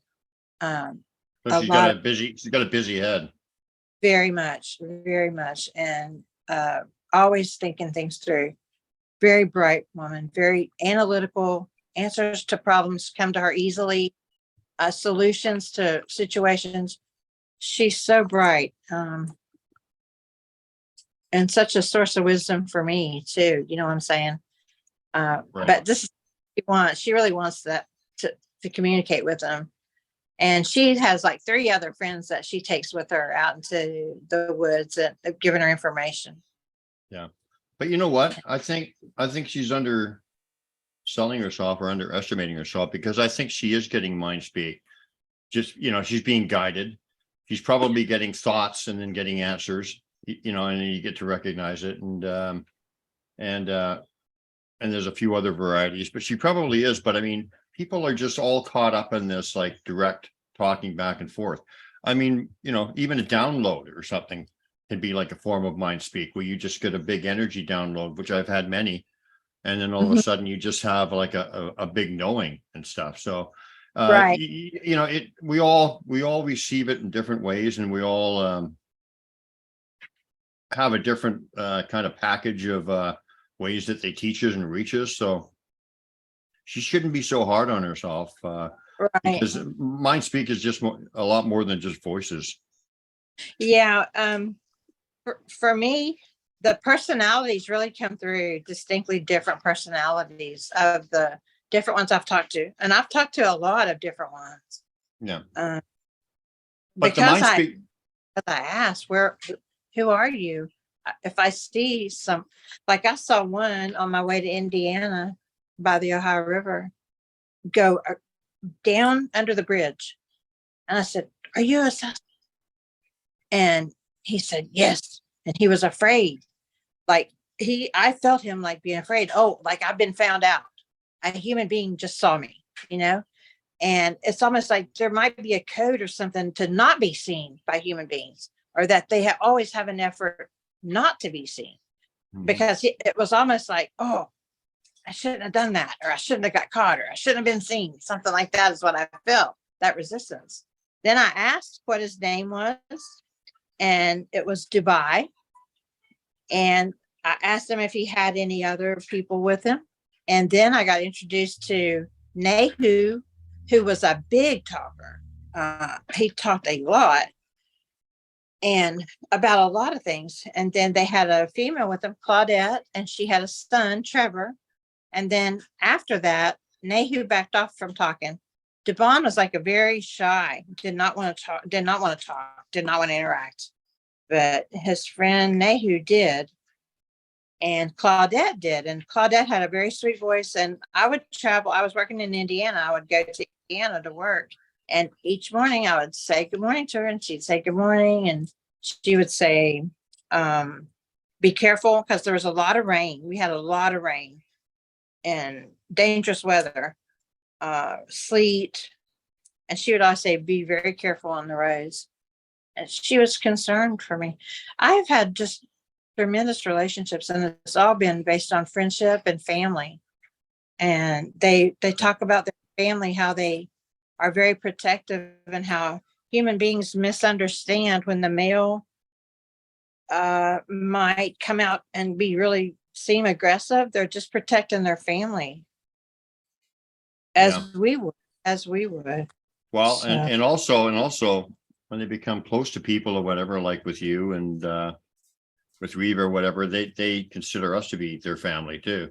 In the broad sense of we're all family and all related, and also in the sense that, you know, if for certain individuals, if they're close to them, like myself with my clan and you with your guys, they consider us to be family in the sense that we do too. You know, like, yeah, we're all in this. family. We're all connected. Like, it's really something. It's just like, and they've actually given me direct. I'm looking through here right now. I'm looking through here to say, like, I want to give you some direct quotes because they're so. Somewhat. Direct quotes. Oh, awesome. Direct quotes, like what they said about like humanity and I had Reva wanted to ask about ETs one time, and she was real interested, and she said, what about ET contacts? And they said that they were their partners, but to be careful that not all ETs are benevolent. They said about the dogmen, they said that most of them are harmless, but most of them are self-seeking. So that's what the information I got about the dogmen. Self-seeking? Self-seeking? Self-seeking. Okay. A lot of the dogmen are self-seeking. That means they're out for themselves and see what they can do and what they can eat and stuff. Okay, I wrote a note here. Remember that this information that I'm sharing is subjective, but the common theme is always community, caring for one another, and recognizing God as the one true source of light, and to strive to be in that light and to rise in awareness to the light, always reaching for that enlightened state of consciousness. The specifics of who and where I came from are important, but not the most important. What is important is the choices and decisions you make daily to be in the light or to not be in the light. And so if you don't carefully and thoughtfully consider your thoughts and your actions, then you'll lower that lightness, that enlightenment feeling. So it's important for us to be aware. And so that was just some insight that I had written down and I highlighted in my. I like that one. I like that one. From my yeah, I've always said that because our thoughts and our feelings affect everything in the whole, right? And also create our reality. So it's very important. That's a good one. That's good confirmation. Yeah, and they want us to apply these principles to our lives daily, because if we don't, then our energy is lowered and it decreases our frequency of light that we reflect, and it causes people to turn away instead of attract to us. You know what I'm saying? We're a reflection of the light that we've been given. Also, it says we must release shame and guilt. They have to be expelled because we are on a path of becoming our best existence of being. And there's no need to squabble about the details, even though they may be important. But more so is more so is the focus of love for God and man and one another. Fellow travelers on this path to becoming, we are here to guide each other and pursue truth and the philosophical and knowledge of truth. Wow. Absolutely. Who's speaking in there? Who was speaking? This is like after we ask questions of them and find out what about them, this is like a knowing in my spirit. These like are my words, but it's the essence of what they wanted to convey. Oh, so this is Yeah. like more like a. It didn't have like an identity. It wasn't like your. Yeah, maybe not No, a specific. Yeah, not a I specific don't know. one. It was like a general impression of Yeah, this. yeah, I'm getting that this is what they generally want It's like people to like aspire there's a to and to do. download of what it all means. Yeah, that's wonderful. Yeah, because as I looked through my journal and reading back over it, it's like all of my whys were answered, and in this life, the whys are not answered. Yeah. And like when we Just- ask, why did this happen? Why does that? But all my whys have been answered with the Sasquatch. Does Kaka want to step in and give us any messages, personal or for in general or whatever? Does he want to contribute to the show? I mean, he is contributing, obviously, but Does he have a message for us? yeah, does he have a message for us, or personal message, or general message, or a general message? Let love be the guiding force in all that you do, of course, and protect each other and protect the earth. yeah. That's pretty common across the board message for all of the Sasquatch, I believe. I wanted to share something that Reva shared with me. It was the Hopi prophecy. It says, when the earth is ravaged and the animals are dying, a new tribe of people shall come into the earth from many colors, creeds, and classes, and who by their actions and deeds shall make the earth green again. They shall be known as the warriors of the rainbow. That's a Hopi prophecy. I had one specific, and I don't know the name, Sasquatch talk to me about the earth and protecting the earth and some of the dangers of not. And if I can share that, I'd like to. Yeah. Share away. Okay. Let me try to put this in the right order. Okay. Human beings and people have looked away for too long of a time, and it's now time to look to the future, and the future is now. This is urgent, not entertainment. This is past time, not a pastime. Do not play with our very lives. We will surely lose them for this cause. And this cause being, and I just start here, there may have been more before this, but it starts out plastics, polyesters, nylon, toxic chemicals, polyurethane, glycol, esters, xylene, drain cleaners, toxic chemicals. Many, this is the Ohio River Valley that I'm talking about, where we were living. Many in this valley must stop producing dangerous and volatile chemicals, which, if ignited, could destroy this entire area and all its inhabitants. These chemicals are fierce and highly abundant, making a caustic disaster inevitable without human intervention to stop this supply line now from continuing to then. We are pleading for ourselves, for the animals, for the forest, and for humans. We do not want to be destroyed by careless usage of chemicals made for the use of these products, the ones I just mentioned. Humans don't understand the dangers that are hidden and lurking in their wastewaters. Stop the violence to the earth. We are a community of dwellers. We plead for our safety, our lives, and as you should too. Goodbye for now. Stop it before it is too late to be stopped. and cannot be stopped.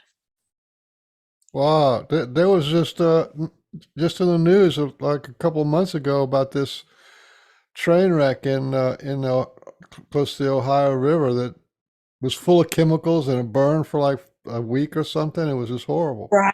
Yeah. Ooh, that gives me chills because it's like, oh, Because he must have said this before that happened. He knew it was going to happen. yeah, this was long before. Oh, wow. I never put that together at all until this moment.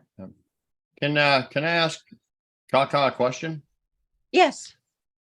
All the people that are being people like yourself, myself, Mr. Beans, people like us, and so many more, we're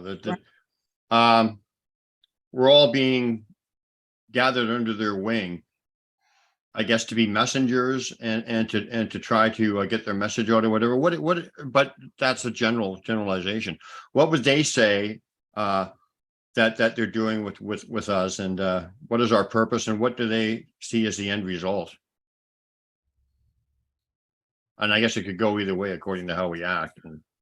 Yeah.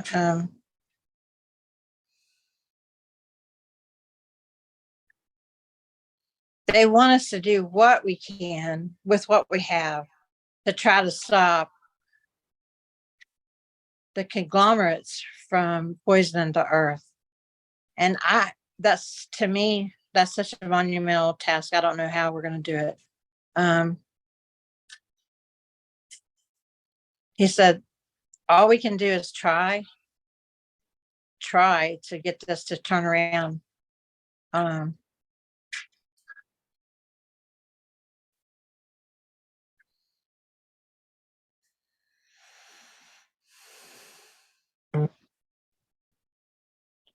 And the purpose, I guess, of us knowing about it is so that we can spread the news that we need to get this done. We need to take care of our planet now because time is running out. We have to take care of what was given to us to care for.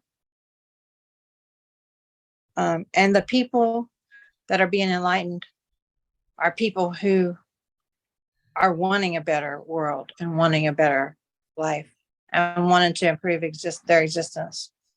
And they're open to what's coming to them through the Sasquatch people. And it's going to be more and more. It's going to be more and more people. They're going to reveal themselves more and more.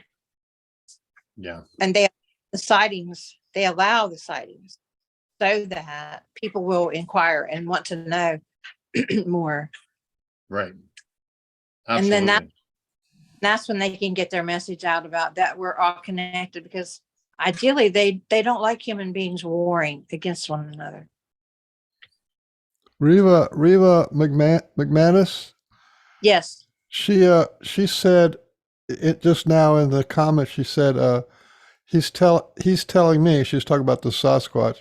He's telling me not to study Bigfoot. We should all not study Bigfoot, but so much as but to help the environment. Yeah. I'm trying to see here what else I have to say. That absolutely is like almost a direct message that I heard too. Okay, right here, the rest of the message. It is not important to know about us or study us or focus on us, but rather focus on the message, for we are all living things. And here's the other message that is like a corollary to the one, still your heart. Listen with your heart in your innermost being. Listen with your heart in your innermost being. So a lot of people who seek after knowledge about the Bigfoot, we want to find them, we want to investigate them, we want to examine them, all of that information. That's not what the focus should be. The focus is not on them, but on what they want us to receive as a message. And that is community and love of your fellow man and acceptance and caring for the environment that we live in, because it affects them too and all the creatures. And now I'm so much more sensitive to things when trees are being cut down. I it bothers me because I'm like, now where are the animals going to go? They have, and then they will go out to the roads and get run over. And it's just sad whenever you see things being clear cut away in the name of progress and putting up new apartment buildings, etc. That's happening a lot here where I live. We got pine beetles in my neighborhood, and so far since I've been living here about 4 years, we've got one, two, three, four, five great big mature, those big beautiful mature pines. They Mm-hmm. all had to come down. It's kind of sad. I Yeah. feel when the trees are taken out. Yeah. Yeah. I understand if one's old and rotten and falls, but whenever they have to cut down good, vibrant trees, it's just hard to take it.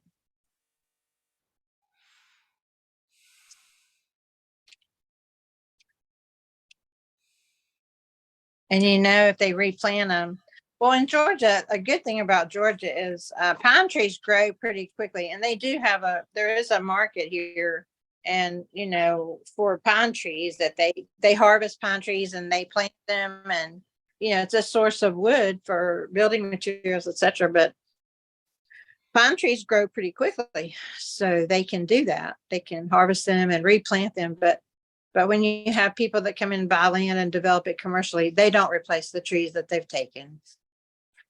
And, it just takes away from the beauty around us.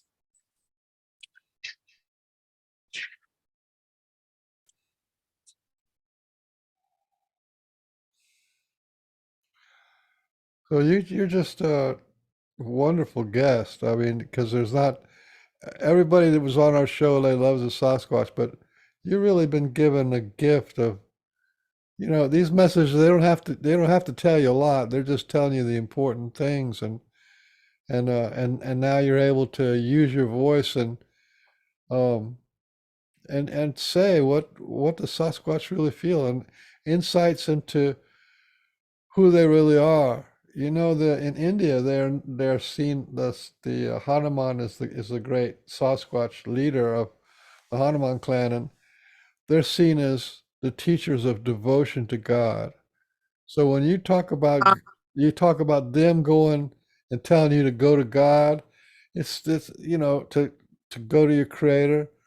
They teach devotion to God. As a matter of fact, in India, there's more statues and temples devoted to Hanuman than there is any of the other gods together. Because if you're going to go to your god, say it's Shiva, you're going to go to a temple of Shiva, you'll stop at a Hanuman statue or a little mosque or something and ask for devotion for Hanuman to give you devotion to God, and then you go to your temple.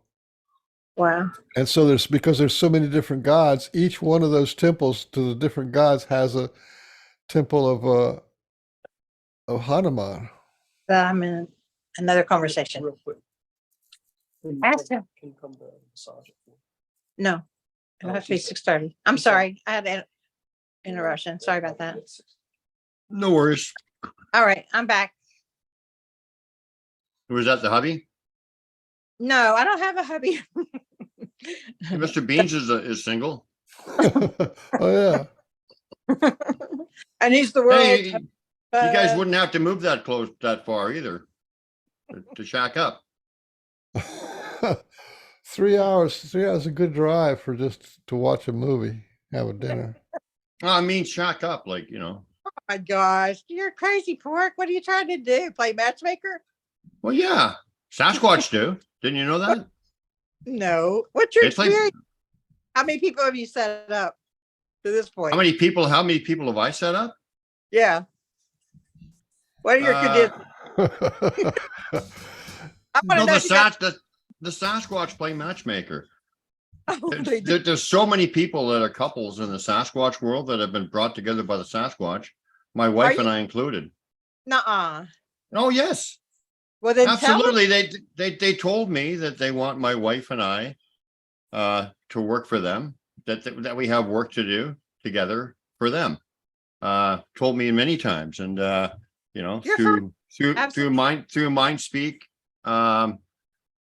messages, they connect with us through glyphs and leave us messages about our relationship and how we are moving along in our relationship and all kinds of stuff. Yeah, they absolutely play matchmaker. There's no question about it. You didn't know that? No, I never heard of that. Well, she's only been like really connected to the Sasquatch people since 2018, and Yeah, I don't think I don't think you're not a fanatic of watching all the videos, or you're not a fanatic on that. You just casually watch once in a while, right? Well, Well, I watch I watch Pork and Beans a lot, and I watch some of the there's on Roku, there is like encounters, Bigfoot encounters, and there's like interviews with people, and and they tell about their experiences and encounters. Yeah. And I watch that. It's all like Yeah. truth. I- But I've never I'm- heard you say that there were matchmakers with 100, no, I'm not joking at all. I'm 110% serious. And but I mean, like what Beans is saying is true. I mean, you've got that special because you were communicating with the recently deceased or whatever. You've got that mind speak and that kind of connection going. So they're utilizing you mostly in that way. But there's a lot of different ways that they use people and connect with people and messages and ways that they work with people, and they definitely play Cupid. You agree with that, right, Beans? Or I don't know if you've ever had any experience with that, but I know a lot of people who you are brought know, together. but just because they put you together doesn't mean you're going to stay together. Because there's a lot of stories about them putting people together, and it didn't last very long. Yeah. I know one like that. I know one case No, true. where a couple was like that they split up, and I don't know what happened after that. But they were really, avid in the community of Sasquatch and had some just phenomenal experiences with Sasquatch.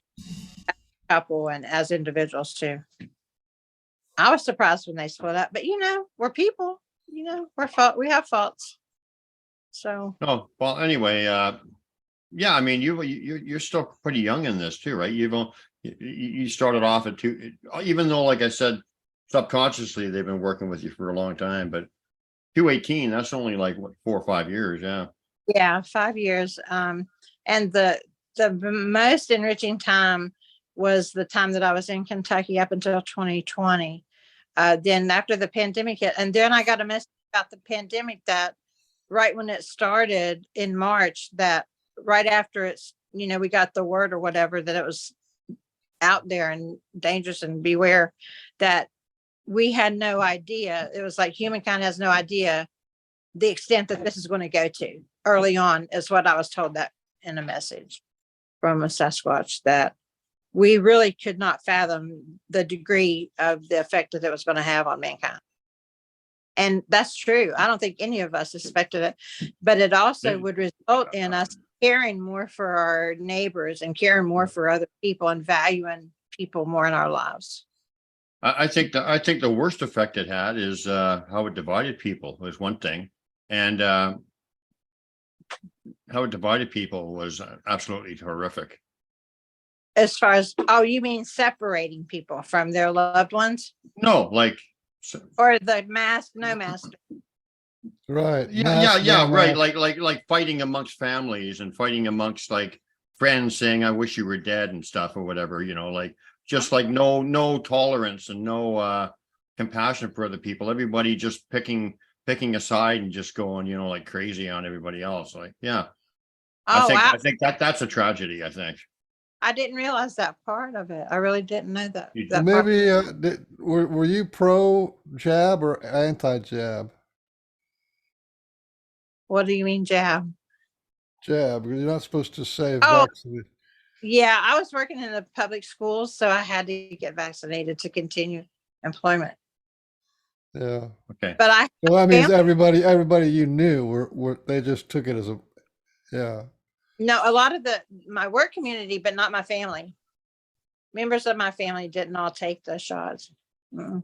Yeah. That's what I'm saying. That like people, even people in families, like who did it and didn't do it, they were like, put big division between them or whatever. And Yeah. Um, you know, this is really something that, but I have to tell it. My family members that did not take the vaccine did not get COVID. well, of course, I had 3 vaccines. I had COVID 2 times. you know why? Because your No. immune system's been compromised. But see, that right there shows you that, hey, those people who the non-vaxxers, they know something. You know? Anyway, we can't get too much into the subject, or we're going to have the video removed, because I did have one removed because I'm quite opinionated on it. But let me put it this way: I knew right away not that I didn't want to get it. It was a knowing or whatever, and you know, and I'm just going to say that a lot of the stuff that the conspiracy fringe people talk about, it, what so-called, it's really true. It's really true. So I'm not a fan. And actually I did a healing on a lady and found out that you know, like a lot of the stuff they're talking about is true. Wow. Removed something from it that was stopping her from connecting to her guides and just bad stuff. So I'm not a fan of it. Mm-mm. But that's, you know, but you see, but you're open-minded, you see, because you said that, like, a lot of people would they would die, go to their grave when never admitting anything could be fishy. You're at least seeing and astute enough and open enough to realize and see that, wow, you know, some of this stuff is not adding up like they said it should. Absolutely. And you know, the more time goes on, the more it plays out and you can see the end result. Yeah. So time will tell. It was pretty in your face when they said there's a 99.9% that you won't get it or you won't die. And then everything got blew up to like, oh, if you don't take this and you don't do that, then you're gonna kill all the babies. You know, so it's just it Oh, was just weird. This mass psychosis and Yeah. Stockholm syndrome, and it went into every country in the world. I mean, that was just all, and every country has in compliance, or then finally only a few countries rebelled, and now that you know, anyway, I don't want to get into it because, like you said, yeah, we don't want. Yeah. Anyway, I'm just going to quickly say it. Should I tell the whole story, Beans, or is it too much for this show? What story? Oh, I removed that bad stuff from the shot from Mary. If you can say it without saying the evil name. Okay. So I knew a lady who lived in the basement below me, right? I was renting at the time, and she was a teacher of healing and stuff, and very spiritual, very evolved lady. And she could talk to the Sasquatch, like have just a conversation with them all the time, just kind of like your gift. And she also talked to guys or whatever. She was very much like you. And she was also a healer. So she sounds like she was kind of like a clone of you or whatever. Like, you guys are very much alike. So anyway, one day the Sasquatch came to my place and left a message in our yard. And because Mary was so open and whatever, I told her about it. And I hadn't really talked about Sasquatch, I don't think, with her to that point, or not much. And then she was all excited and all happy because she said when she was a kid, she used to have a relationship with the Sasquatch. And when she was a little child, she would go out into the woods up in northern BC, and she would sit on their lap like an old grandfather type of guy, and they'd take care of her, and she would play with them. And when she found out they were at our place in our place we're at now, she was all excited because she called them her furries, and she said, my furries are back, and she was like really happy. And and when we were talking about it, I got all this energy confirmation. And anyway, and her connection, she could talk to Ari and my guy, whatever, and I could, when she was talking to him, I could feel him like really strong, like either in a form of mind speak or energy nudges or whatever, like I could just feel, and that's kind of a form of mind speak too. But anyway, Yeah, for so sure. we had all that going on, and she told me that I was a healer, and it was something that I knew anyway as a kid, but I just thought I was making it up. But I kind of had that knowing. I just thought I can heal people, but I thought, oh, this is nonsense. But she told me I was, so she started teaching me how to heal. And I did some crazy cool stuff with her, like miracle kind of stuff. Like I couldn't even believe it. And I still like, did I really do that? Like what the heck? Like it's just like I couldn't believe it. But anyway, so I told her that I did not believe in the medication that they were forcing everybody to get, or however you want to describe it. I said I don't really like it. I don't have a good feeling about it. I knew right away it was bad, kind of thing. So she knew I was very adamant about it, and I was telling her, please don't get it, Mary, if you can help it. But you know how they coerced everybody, and she was living on Social Security and very low income stuff, right? So she was trying to get into some seniors housing, subsidized housing. And of course they said, well, Mary, if you don't be a good girl and take your medication, we're not going to let you in. So basically, like you're going to lose your job, or you can't get in here, you can't do this. Basically blackmailing people. So she ended up getting it, at least one. And hadn't seen her for a couple of weeks, and I was wondering what's going on. And then all of a sudden I saw her, and she was crying and all upset. And she said, they made me do it. And I didn't think you'd like me anymore. Oh, I didn't think you'd like me anymore. And she was all upset. And I said, come on, Mary, of course I'm going to like you. And I said, how about you let me try to do a healing on you to get rid of anything that might be hurting you that's in it. So I went up into my room and did a remote healing on her, right? And I visualized, I don't know, with me, I don't have any training or whatever. It's just like all instinctive. So I just did, and amazingly, the stuff that I was doing, she was saying is how you're supposed to do it, although it's all individual anyway. But it was like I knew. I would put a bubble of protection around her, shoot her up with white light energy, or anybody, and visualize her face, kind of thing. And then I would pick, I would find hot spots in her body. And when I found a hot spot, that meant there was something wrong there. So I was finding these hot spots, and I started picking them out really, really fast, like out of her body. And then I would shoot them out a little hole in the bubble of protection that I opened up, shoot them out and send them off with love. These little hot spots or these areas of concern.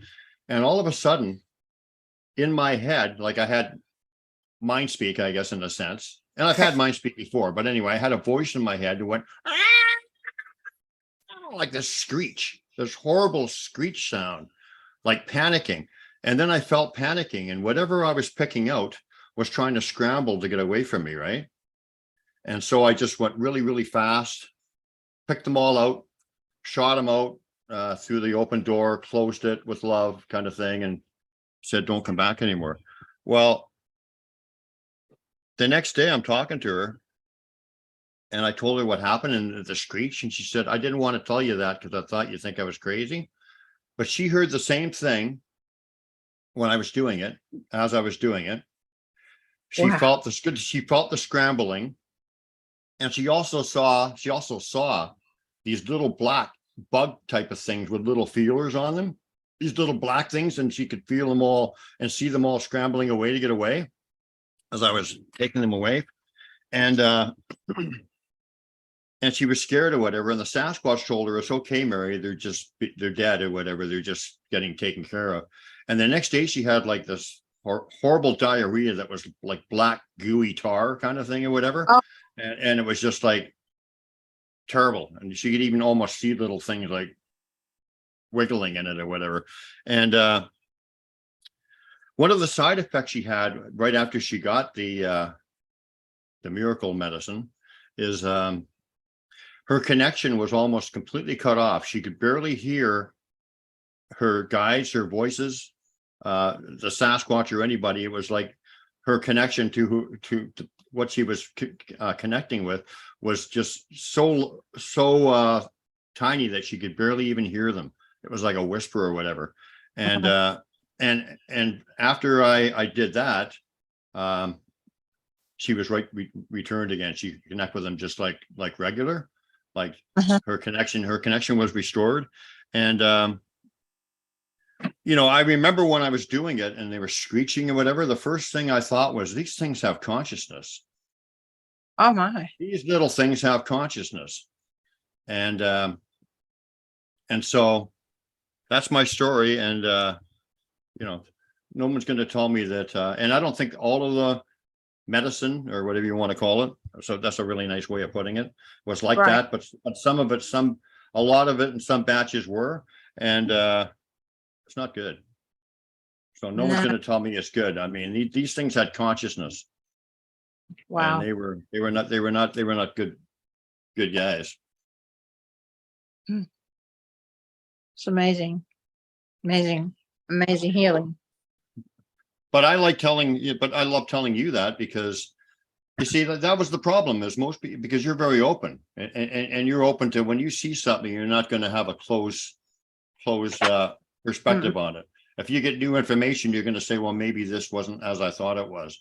Exactly. But so many people are just like, I'm here, you're there. And, and then it's just like, Yeah. No, because I've done some research about nanoparticles, etc. That's what these were, I think. Right. Nanoparticles. And it's a pretty, oh yeah. I know a person who had an experience with them as well, and almost never got rid of them. At one point, doctors wanted to amputate his hands. They were so invasive. But he, through a diet of, it was through his diet that he was able to kill them or whatever off. And a lot of garlic, a lot of pineapple, a lot of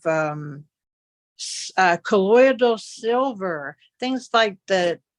I had never heard of colloidal silver, but he drank this every day, and over a period of time, it healed. And he told the doctor, "You're not cutting my hand off. You're not taking my hand. I'll fight for it. I'll find a way to save it." And it was nanoparticles in there. I saw them under a microscope. He showed them to me. So I know what I'm talking about are real things, and they do have some kind of consciousness. Yeah. Because they did make that same kind of noise. He reported it to me. I didn't hear it, but he heard it. Oh wow. So you kind of confirming what I said. Yeah. Yes, absolutely. Yeah. All I want to say is that I'm not, Absolute it's evil. not like I don't want to be like, nah, I told you so. It's not about that. I just want No. people to quit fighting, to listen a little bit more to their intuition, not have fear and be coerced so much to do things that they know that they shouldn't be doing.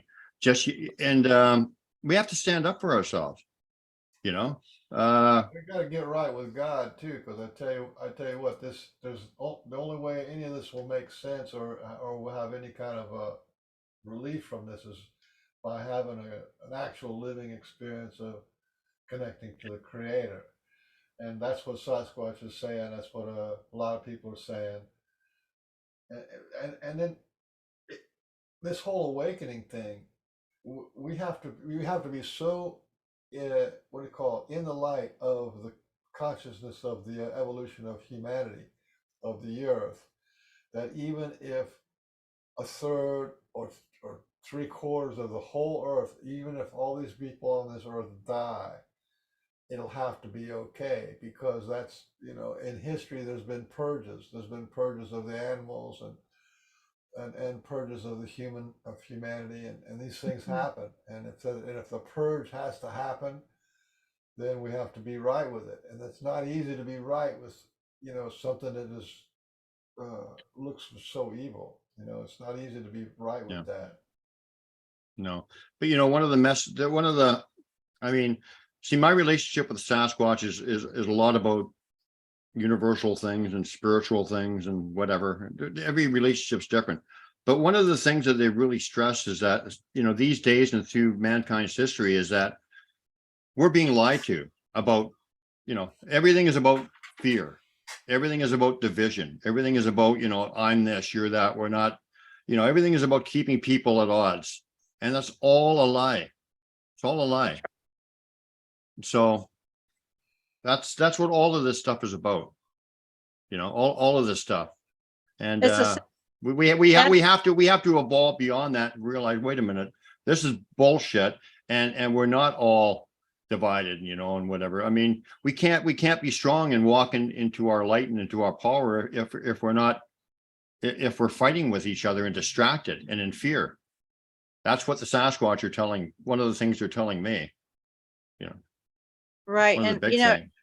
it's so sad that we've been fed this from our childhood up. They start right off the bat when you're a little child and, embedding this, it's a societal type thing that comes into maybe from the top down, government. I don't know. But like I was taught when I was little that, for example, this is just an example. Russia just puts a lot of propaganda out on their people. That's why they don't know they're being deceived and it's a bad government, blah, blah, blah. And our very government, our own government is propagandizing us continually. We only get one side of everything. It's the side they want us to know, and it's how is our government any different or any better when they are practicing those same type of principles of deceit and deception, and to the point that they sold us the Iraq war, to the point they sold us that war on a lie. There was no nuclear weapons And over they're there. selling us the Ukraine war is a big lie too. Yeah. Well, yeah, look at all the people that they're attacking, the people that they're attacking so heavily, the most in the media. And I'm not getting into politics and whatever and name, but we know one guy for sure. And then, some new people or whatever, all the people that they're just like doing character assassination against or whatever, are the people that they're afraid of are going to break us out of that, those lies, Right. And it's so deep that, it's a sad state of affairs. I mean, our president and his son, I'm not going to say it, but Crooks. All politicians are crooks. That's why I can't go either way, left or right. To me, they're all crooks. it's such an injustice we're seeing happening. It's dreadful. It's embarrassing for America. I guess you vote for until they change the system, which I think will have to change. You vote for the crook that's not going to come in and kill your family or whatever. They'll come in and lie to you, but they won't doesn't least damage, I suppose. I don't know. But anyway. Anyway, guys, it's so, okay, this is all of our issues, humanity's issues. It's so wonderful to have the Sasquatch to reflect on. Sasquatch don't have a government, they don't have money, they don't have possessions, they don't have any of that stuff, and they've been living fine in the woods for thousands and thousands of years. For all we know, they were around way before we were, and they were doing just fine then, and they kept it simple. They looked after Mother Nature, and they looked after each other. And they didn't need to build anything to do that. I wanted to say too, some of the names of, and I could go down the list, but I won't do that. But I'm not good with names to begin with, but Reva is really good with names. And so when I got names, I'd immediately tell them to her because she would remember them. And I have a whole list of names, and a lot of them sound like Indian names, or very, similar to Indian names. And I asked why, and well, Reva did through me. And they said, because the Native American peoples had a respect for the Sasquatch. They had a respect for the earth. They didn't take more than they needed. And they're highly esteemed. Both of them highly esteemed each other, the Sasquatch to the Native Americans to the Sasquatch. So they have named their children names that sound like Indian names. Yeah, very much similar lifestyles, much more so than obviously us and them. Yeah, out of respect for them. Yeah. yeah, I mean, I think they had a lot of the same ideals and stuff as far as, taking care of the land and, great spirit and, connection. And, I mean, a lot of the First Nations tribes even talk about, extraterrestrial beings or whatever that they've connected with and whatever. So yeah, they're very similar in that way. And, so yeah, that's one of the reasons why, they say that a lot of First Nations people or Indigenous people have a good connection with them. That's one of the reasons. But I think that the main criteria for having a good connection with them is to just have a really open heart and be respectful. And it doesn't really matter what nationality you are, whatever. It's who you are, basically. I think you're right. It's all about respect. It's all about respect. I wanted to share about the actual sighting that I had, the first sighting that I had. Because I've shared a lot about encounters, but I haven't shared about actual visual. Yeah, experience. absolutely. You share whatever you want. I'm sure you wanted to talk about some stuff. We'll listen to you for a bit, but it's kind of hard because we say something and then we kind of exchange experiences or whatever. But yeah, go for it. Okay. Well, there was. I I know that made Mr. Beans laugh. I think it's really good because that's the dynamics of this show. It's a really wonderful show. No, but yeah, because I mean, I said a couple things today that you had experienced it, but you didn't really realize it was a thing until I mentioned it, and vice versa, right? So that's why it's so important. So go ahead. Yeah, go ahead. Let's hear.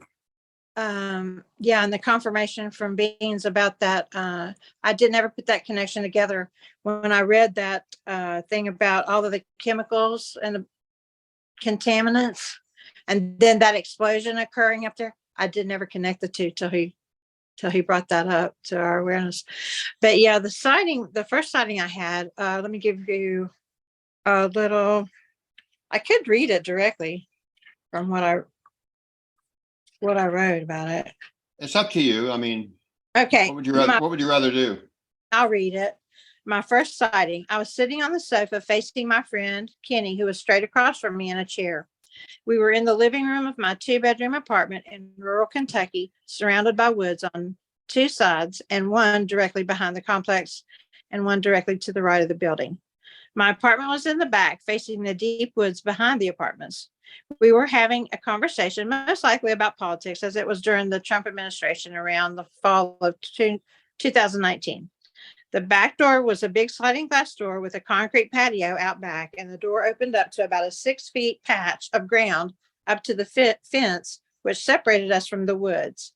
Mind you, we had deer, raccoons come right up to the fence and right up to the patio and forage for foods or scraps. And I had bird feeders out there, so there would be seeds, etc. But so we had a lot of activity with wildlife. To redirect, during our conversation, suddenly a tall gray Sasquatch glided from right to left across the back porch. Immediately, we both stopped dead in the middle of the conversation and stared at one another, saying, "Did you?" And we both stopped.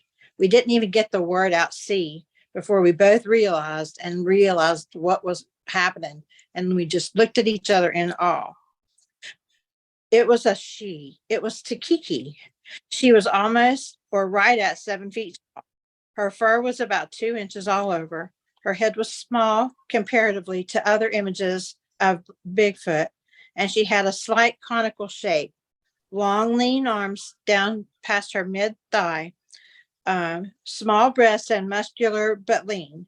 She didn't look into the room, so we didn't see her face, but I knew immediately who she was. We were excited, we were perplexed, we were surprised, we were awestruck, but not in any way afraid. Now I'll tell you the backstory. On my first visit to the woods behind my home with my adventurous friend Reva, she explained to me that she had a relationship with this lady named Takiki, who wanted to be called the Timber Lady. A psychic friend had told her that this Takiki needed help from her.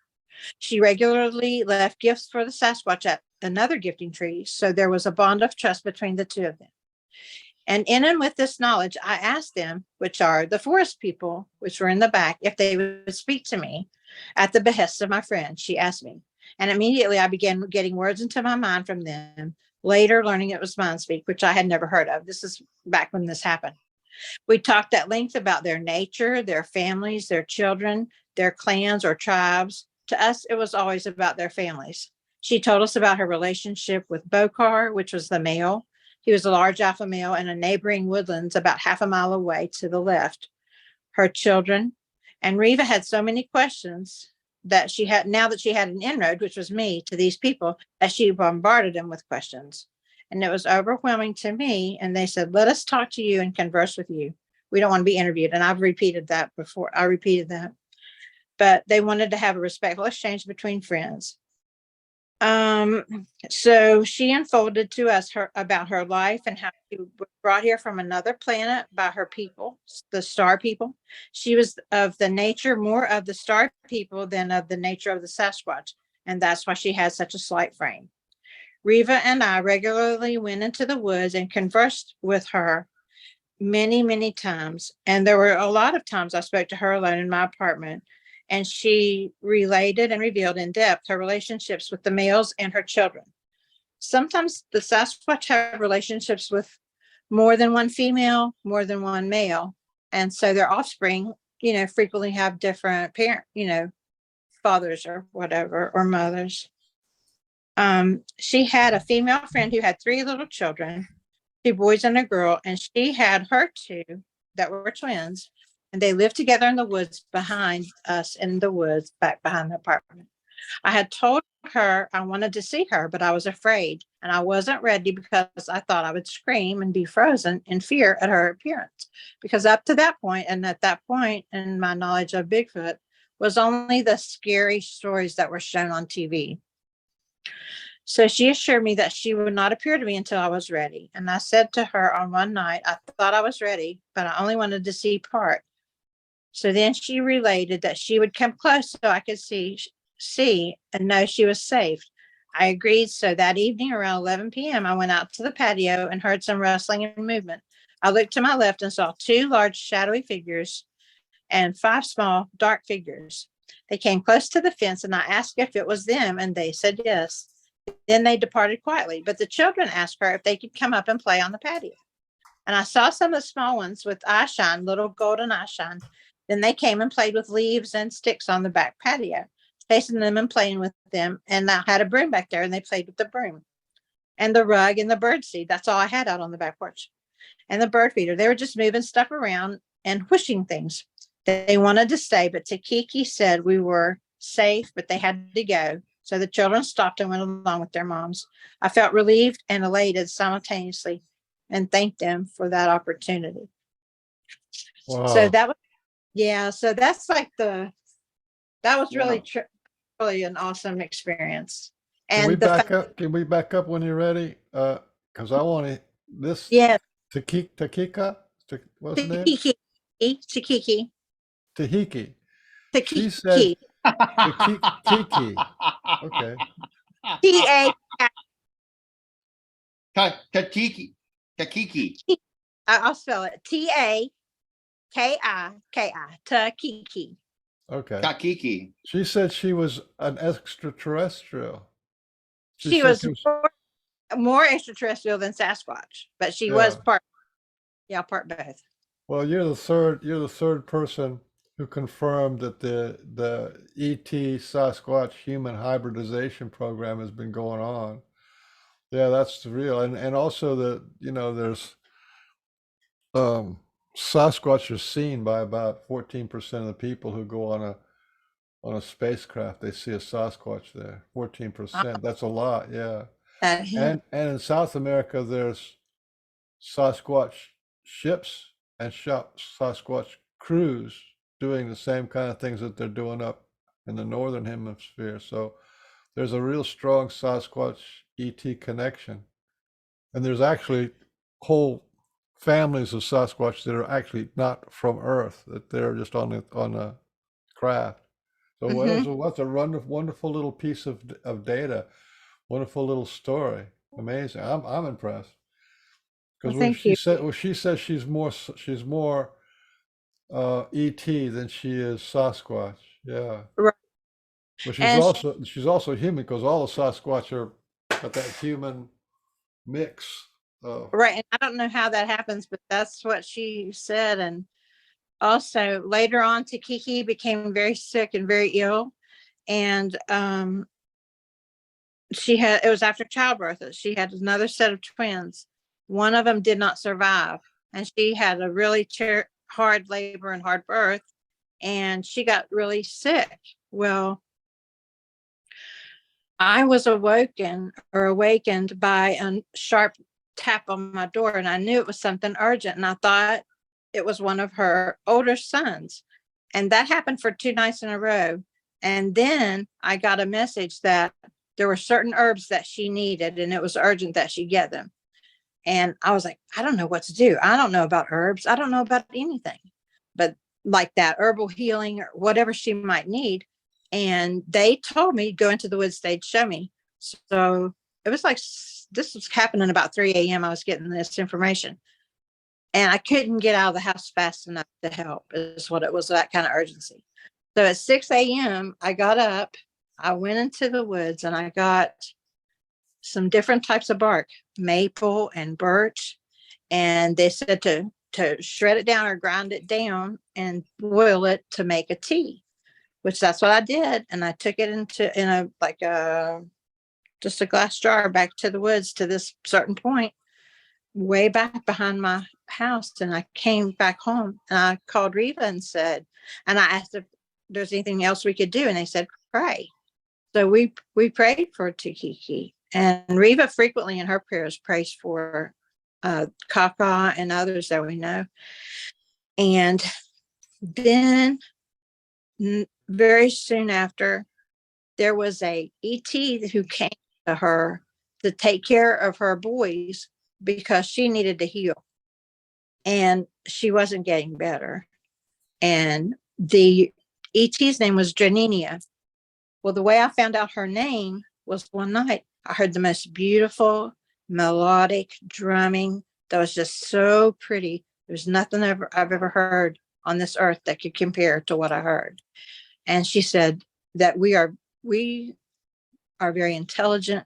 We are the star people. We are very creative.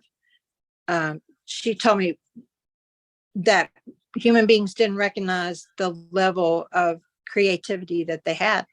And I asked her, why did she bring a drum or something? She said, no, she brought a piece of wood that was hollowed out. That's how she did the drumming. But anyway, she took Kiki back to the planet that was one of the planets surrounding the star that she was from. And that was had 8 to 11 planets. It was similar to what we have here, but they don't have the same elements and things on that planet like we have on Earth. It's a different composition makeup. And at one point, Reva had mentioned to me that she thought some of the Sasquatch were mining minerals from the earth to send back with the star people to help them with light travel. I've heard that. And have you heard that? Yeah. I thought I wasn't even going to mention this today. It was one part that I wasn't going to talk about, but that she has actually seen them digging in and thinking that they're mining something. Reva has seen them doing that. And I was told from Draninia, who was a star person, that there are chemicals that we don't know about or haven't discovered, elements in the periodic table that are from the 130s to the 150s and higher that we can't even pronounce the names of, but they can use them for light travel. So that's what information I got from that part. But to get back to Kiki's children were really sad when she left. And so was Bokar, the alpha male, was very sad when she left. but that was the only way to preserve her life because she couldn't sustain her life any longer here. So we were glad that she got to go back home.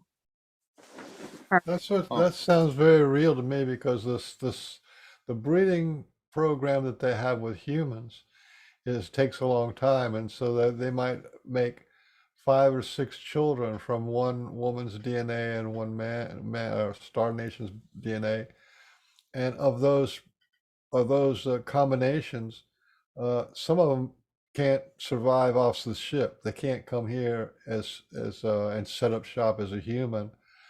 So that sounds very real to me. So she was like borderline between being able to live on this planet and have kids and being too frail to actually do that and have to be taken care of in another way. So that to me sounded like a real relevant Yeah. actual data or story. Well, So, we were sad too. I was sad too because I got to be really close to her and talk to her a lot of the times when even in the evenings when it was just she and I, not Riva, even not on our trips to the woods. But I missed her. We both missed her a lot. did she say what kind of ET nation she was a hybrid with? No, No. no, You know, no Penny indication. you, do you know Penny Rummel? No. Penny Rummel, she's a member. She was on our show a while back, and she has eight Sasquatch children. Wow. She's the genetic mother of. She's not the biological mother. She's the genetic mother. Wow. She was a donor then, or they Yeah, took. and they took her on the ship so she could bond with the children. They were all in cribs. Yeah, Wow. it's an amazing story, and she's not the only one. There's Tina B. Thomas. What's Thomas. her name? Yeah, Thomas. yeah. She actually was met by a mother Sasquatch and the child, and the mother Sasquatch told her that she was the genetic mother of her child. Wow. So that's pretty amazing. And then the child It was did. they did a bonding kind of a thing, and so that's pretty profound. And this whole thing about we think that we're humans and we're some kind of like the root race or something. I got a feeling that we're part of a breeding program too. We're part ETs, part humans, part Sasquatch. You know what I mean? It's all that stuff. Uh, if it could have been the Sasquatch had that human DNA before us, before there It, was humans. So who it could knows? be. And maybe another thing that I noticed or perceived or observed about Sasquatch versus us is their perceptions are quite different than ours. Like they may see things differently, hear things differently, feel things differently, taste things differently, smell things differently than we do. Their senses as individual beings are different than ours. And Riva had related to me that she saw her first sighting was a Sasquatch that went straight across the road and down the bank, didn't even turn. I mean, right in front of her vehicle, didn't turn to look or see. And so part of the reason I say this is that maybe the Sasquatch didn't perceive that vehicle was even there. And, he was headed straight for whatever he was doing and focused, and that was it. And, so it may not be that he didn't recognize it or it was just that he didn't perceive it like we would perceive it if we were crossing the road, because we've been conditioned and taught, look both ways when you cross the road. Sasquatch has not been conditioned to do that. So, I think their perceptions are different than ours in a lot of ways. Yeah. But I think their Hey, feelings are a lot the same in a lot of ways. before we went on the air, you were telling me you had a lot of different paranormal experiences with them. Can you talk about some of the things that you've witnessed other than the mind speak? I don't know that I really did that I had had a lot of other paranormal. The thing with the bush was an unusual thing that happened. As far as other types of paranormal experiences, I'd How have to about think. how about like shape shifting or like materializing out of thin air or you know stuff like that? No, I haven't had that, except for seeing like the shadow figures of Tikiki and her friend and their children, the shadow figures of them off to the left, because like I wanted a preview of what I might see, you know, whenever she did show herself to me. So that's the only thing. How do the shadow figures look? Because I've seen them in Shadow Man kind of form. They just Um, look like their outline or whatever, but just like in the dark shadow kind of thing. like a dark shadow, but not a real distinct outline, but distinct persons. I knew instinctively or intuitively there were 5 of the children. I knew intuitively there were 2 adults. And I looked to the fence line because I knew kind of I felt where they were. You know, it's like I knew inside. And I looked over and I saw the shadowy figure and the turn. And then whenever the children came, they were like little shadowy balls, if you will, are playing on the back porch with the little golden eye shine. And I wasn't afraid at all because she asked permission for them to come up there and play. And then she said, we got to go now. And that's the only other type of paranormal experience that I can relate. Reva says the man walking in the woods. There's something about that. Oh gosh, yes. Oh yes, thank you. Yes. One day I'm sitting on the sofa looking out the window, the back sliding glass door. I did that often because I love the birds. I had the bird feeder out there. And all of a sudden, a man in short stature, checkered shirt, and another type of checkered pants that didn't match the checkered shirt just walked straight by and rapidly and did not even look one way or the other. And I thought, that was weird. He doesn't look like anybody that I've ever seen around here. Who was that? And I looked out the window and I didn't see him. It was just like zip and gone. And he looked like he was out from a different time zone, a different time and life, you know, in the spectrum of whole of time, maybe in the 20s or something. The clothing he wore was just not from this time, and the way he wore it. And it was like, that's why she mentioned that. She wanted me to tell about that, I'm sure. But I think that Reva thinks she has a portal and she has seen things come in and out of the portal on the other side of that same building. And she's taken pictures. She's seen like several Sasquatch in a circle coming around that portal. And I believe that man probably came through that like as a time warp possibly thing, you know, a time travel type thing, and just got off at the wrong spot. Maybe, I don't know. Or maybe Describe the incident in a little more detail. So you saw him and then he just disappeared when logically he couldn't have disappeared, kind of thing, or he didn't have enough time to get away out of your view. So go into more detail.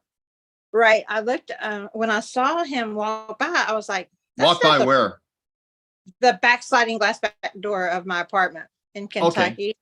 Yeah. So the same place where I saw the Sasquatch, Tikiki. So he walks right by and I said, that's not a maintenance man. Who is that? And it's kind of alerted me, you know, because we're in a place that there's not people that just walk around at all. It was by the woods. And I looked out the window and then I didn't see him anymore. I looked and I watched him walk, then I didn't see him anymore. It was like he disappeared. But would you have seen him, or could he have ducked behind a tree or something, or no, or just undercover? Straight line and rapidly walking, straight line, and then he's not there. I watched him and he was okay. gone. So if it had been just a normal guy walking by, you would have seen him 100%.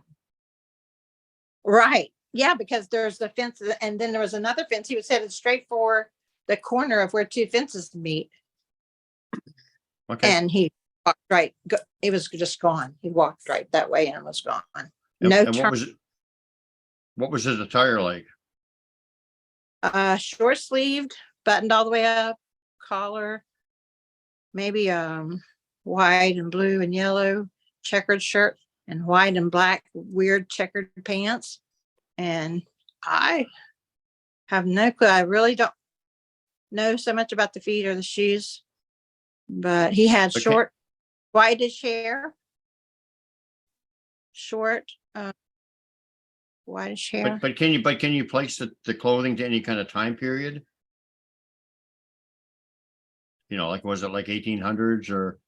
No, other than that, it had to be around maybe 30s, 40s, whenever polyester was around, because it looked like they were polyester type pants. I don't know when polyester was invented, but that's what it looked like. Interesting. Yeah, I'm glad Reva brought that up. That was just like really strange out of the blue, something that happened that there's no explanation. Yeah, Reva's saying from another time period, so he didn't, Yeah, he from another looked time. out of place, yeah. Yeah, very much. And there's nobody around there during the day like that, unless it's a maintenance person. It wasn't a maintenance person. So So what else did you have in mind that you wanted to talk about? I could talk about Tecate. Tecate is another one that I saw. And I have some different information. Tecate. This was March 15th, 2020. I have something from March and something from April of 2020. March 2020. Father of three. He had 2 boys and a girl. I always ask about them and they tell me their mother families. He came forward one day from the side woods. He allowed me to see his glowing red eyes. By the dumpster, I heard a whoop. And he stated that he knows that Reva and I are compassionate people, and he's been very observant of us. And he said that he was very close to Native American peoples. So I presume he was there long time ago. And I saw him from a distance of about 30 yards, maybe, in deep into the woods, and very tall. And I saw the red eye shine. He's one that just permitted me to see him too. I want you to describe him, but just to back up for a second, Reva made another comment. So I'm sure you'll know what she meant by it, but she said, for a brief instant, our doors smashed. What does that mean? I'm not sure. I think she's referring to the man walking or whatever. I don't know. I'm not really sure what she means by that. The comment above that is from another time period. So from another time period, for a brief instance, our doors met. So she's talking about the doors to another time. Is she? Well, read the I'm not- comment above. Will tell you what's going on. I'm not getting that one. Doors in time. Okay. No. So so this other guy, how do you describe him? Oh, he was very tall. I couldn't say how tall, at least 8 or above. Probably more like 9, because at the distance he was really tall and he was pretty far away. His head was not conical. It was kind of squared off looking. And his arms were hanging down at his side. He had long black fur or hair. And that's really about all. It was dark. It was early in the morning, about 7 a.m. and it was still dark, or slightly before 7 a.m. And that's really all I can tell about. I really didn't get a lot of facial features or anything. Couldn't really see. I just saw the eye shine and knew it was him. Okay. Have you had a sighting where you got to look at their faces pretty good? Let me think for a minute. Because I saw Takiki, I saw Takate. There's so No, many, there's No, so many only different. yeah, only the only one was the frontal face was Takata, and the others were from the side view. But I could tell that Takiki had soft eyes, like soft eyes. I could just tell that they weren't like big eyes or anything. The other one, I just had a glimpse of him going down and under the bridge by the river. And he's Okay. the one that told you that was shied away, and he didn't talk to me much more after that. I startled him. Can you ask your Kaka if he'll answer a question for me? As best as he can. Okay, well, I mean, I think my personal opinion is when you see them, but most times it's because they want you to see them. So how often is it just like a coincidence? I don't think that happens much. I think that usually if especially for people like us, if we see them, we're meant to see them. And even the times that I've seen them, I know I was meant to see them just because of the circumstances. And just how they presented themselves. So what would you say to that? It's Very few, you're right. Very few instances does it occur that one is seen that's not supposed to be seen. right. Very few instances. I'm getting like 5% maybe of all sightings Yeah. would be And not Yeah. intended. Yeah. That's And why- where, and- that's and where why- somebody would walk up on a Sasquatch that's by a river and he couldn't hear or something like that. It's very rare. Yeah. Right. Yeah. I would agree. I would. Well, I would totally agree with that. So, and this is a pretty obvious question, but I would like his perspective on it, maybe. So why do they want to be seen at times? Is it just for the person confirmation, or is it why do they want to be seen when they are seen? Probably some different reasons. Well, one is to make a connection. Of course. That's one of the quickest ways to get attention and connection. They do attention getting things if they need you to know something. Right. That's one of them. That's a powerful one, because usually when people see them, they want to know more about them, and they get Yeah. this. They get this bug, and they want to know more, and then that leads them to finding out more information that they need to share. I get that they have a mission to human beings. Of course. I really. No, that's fact in my mind. I remember one young kid came up to one of my campouts, and this speaks to this point that Kaka just mentioned, and that that I feel was true too, is that this kid came up, and he only came up to support a friend of his. He just was accompanying a guy that was part of the group that was coming up. One of my campouts, actually, it's RE's campout. I just facilitate it, but anyway, or my wife and I do. But this guy, he saw RE walk right to the camp, fully materialized, and he had so many experiences in like 2 or 3 days that it was incredible. Like bluff charging, calls, howls, all just different kinds of things, and actually saw RE 12-footer walking right through camp, and that's because they had to get his attention fast. They had to, because they knew that if this guy just went back to New York, where he was from, and he had just come to visit British Columbia and support his friend, he would have just said, wow, what a beautiful vacation and what a nice place or whatever, but he wouldn't have went back with any of that. So he was a person that they had some kind of interest in, and so they hit him up hard and fast because they knew, okay, let's make an impression and see if we can. Boy, did you say a little boy was with them, or a friend was with them? No, two adult males. Okay, But one of them was not really familiar with Sasquatch, and just kind of, I guess he was open to it, but I don't even know if he really had an interest in it.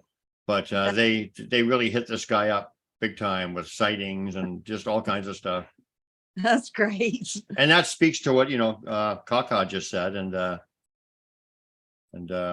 Yeah. I have a question.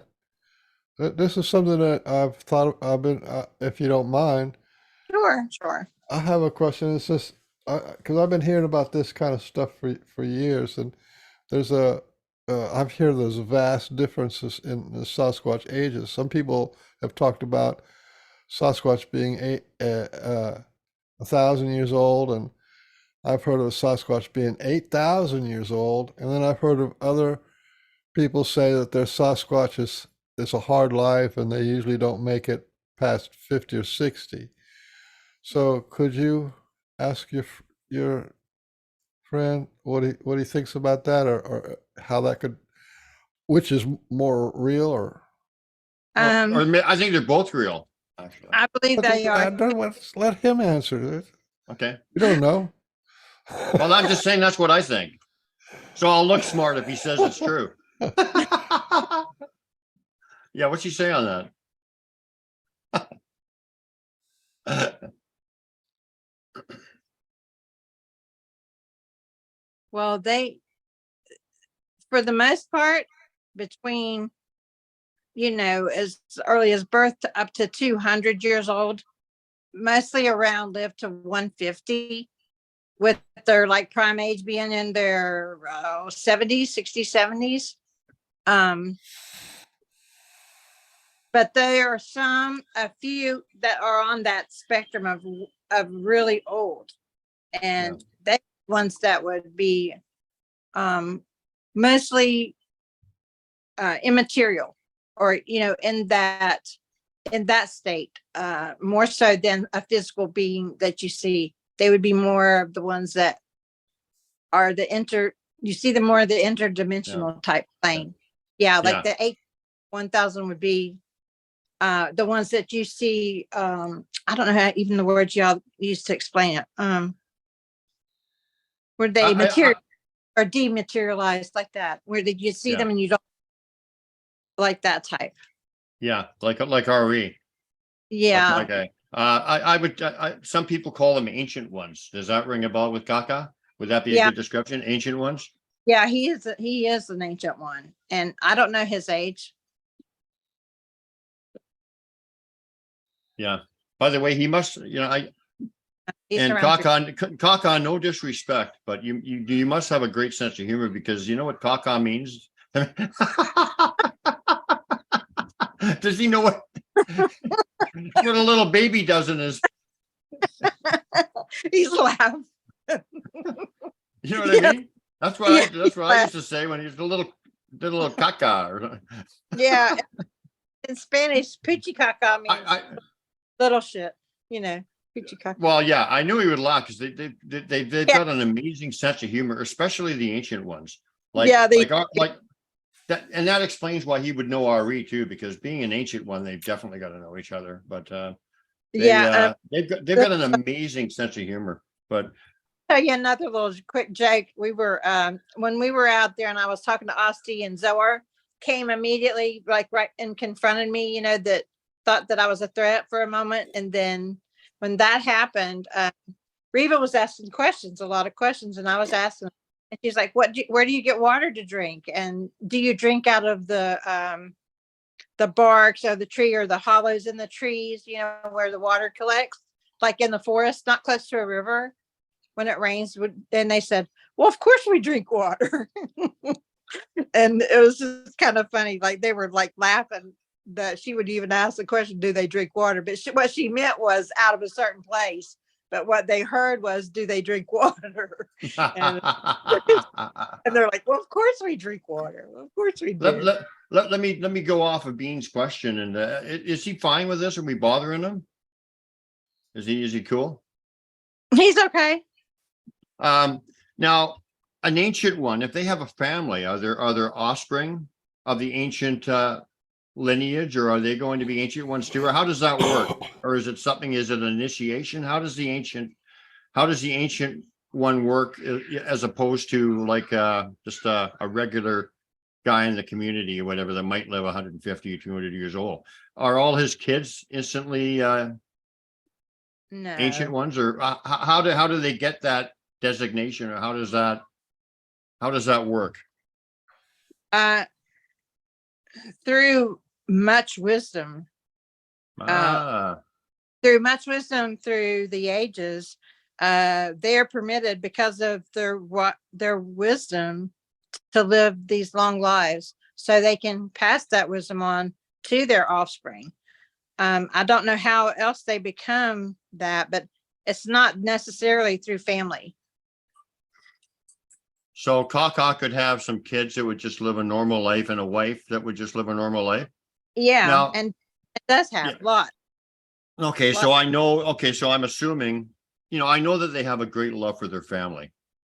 You see Yes. them with family or whatever, it's really, really tender and revealing the humanity that they exhibit when they're showing love for their children, or whatever. So what is it like for somebody like Kaka or Ari, who will have a family that, may only live 200 years of his 10,000 or so years? It must be very hard. Although, with their understanding of immortality, as far as that we don't die, actually, we just transcend into a different type of energy. How is that? How is that for them? It still must be pretty painful. Well, they move on. They get to an age and they move on and they start their own colonies and their own groups. The families that he starts, they move on, like the children that he has or the grandchildren that he has.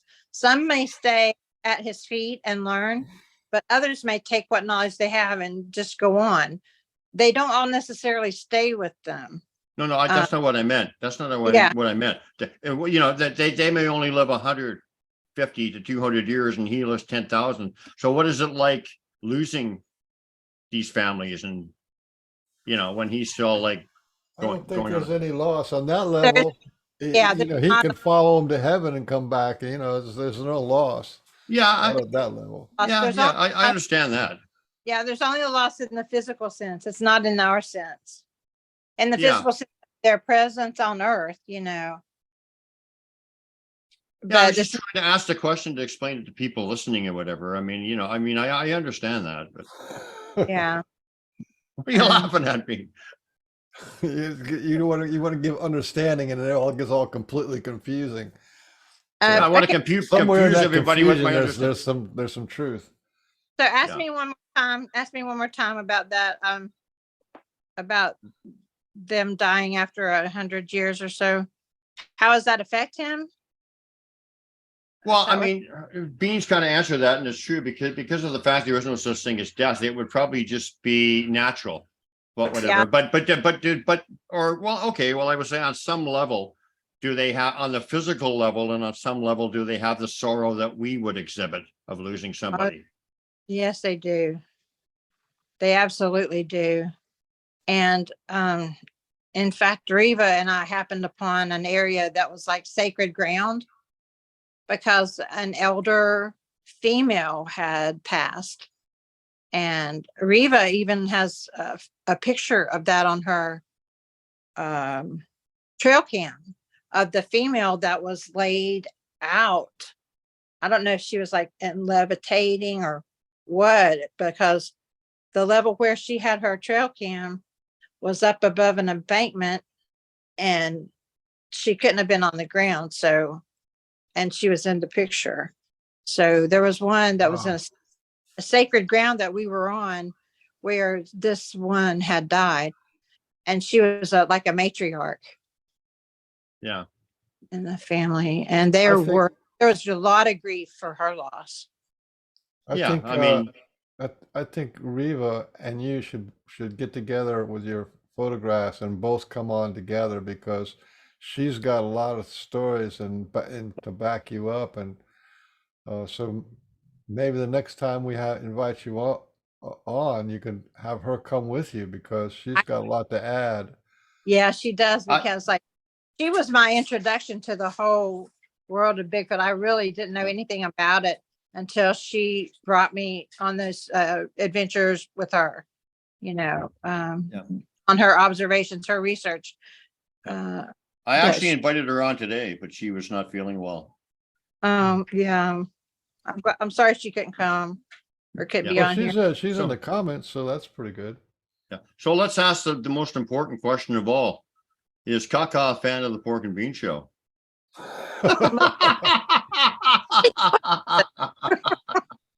You don't have to answer that. Sure he does. No, I'm just joking. But He wished he could try the pork and beans, he said.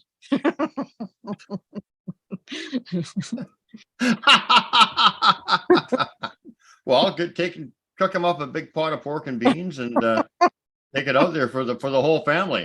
Like This is such a wonderful show. I'm so glad take out you take you out showed take up. out a couple tins of these big suckers, Right. family size for the. Right. And possibly, I can tell you this update about him. He was in Kentucky, but he has moved his family or his clan to Indiana, where they've been for a long time now, and they're content, and there's no warring factions. At one point there were warring factions in the habitat area that we went to at one point where he was, and there were others moving into that area, other groups with the alpha males that he chose to leave in a peaceful manner, but they were willing to fight over taking the land from them or that area from them. Evidently there's some very desirable places to be in Kentucky. There's a lot of Sasquatch there. But anyway, he moved and relocated his group, his colony, to Indiana, where they've lived really happily since the time I moved here. That's the So, first time I've ever heard of little territory battles, territory wars. oh yeah, I I've mean, heard of Sasquatch fighting Sasquatch, and I've heard of Sasquatch fighting Dogman, but I've never heard of like a little intertribal yeah, it they- was like a turf war, this turf we war. want, Yeah. Here's a question that Beans and I discuss all the time. Do they feel? I know my clan says they don't feel threatened, but what does Kaka and his people say about? Do they feel threatened by man, or are man killing some of them, or well, they very well could, they very well are causing problems for the Sasquatch, and possibly death, but definitely threats, and definitely encroaching upon their environs, definitely encroaching on their areas of where they live. But are they literally, like some people say, that they're killing them and torturing them and experimenting on them? And No. Mm-mm. okay, Well, it's getting Okay. close.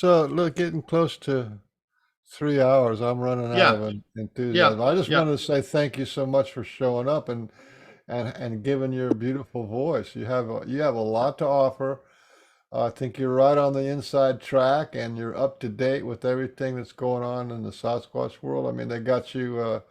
They fast tracked you in a lot of ways to So too, and I to didn't be able realize, to speak. thank you. Yeah. I didn't know my experiences were that unique until I started sharing them. now I Yeah. just want to leave with a couple things. I got one more question for you, and I want to ask Caucus. I mean, I want to make an invite. First of all, I host a gathering up here in British Columbia every year, every September, and I would like to invite Kaka to come up if he would like, Okay. if he's, and you as well, if you want to. He could just come up and just like lickety split, just energetically appear there, so he wouldn't have to make a bunch of plans. But he's more than welcome to come and visit RE and the family, and you as well, if you can make it up.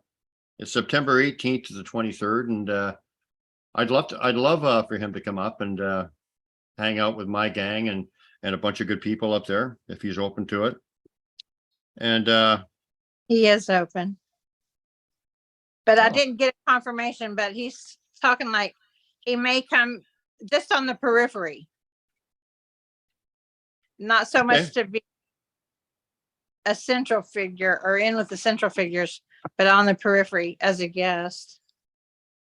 Yeah, but I think Yeah. I just got the feeling that it was important for me to invite, for some reason, to invite him, because I think that kind of you almost have to invite them in order for them to feel welcome or whatever. And Yeah. seeing as I speak through RE or whatever, I kind of feel that came from him. So he's, he's welcome to come up and hang out with us if he wants. He would be most welcome.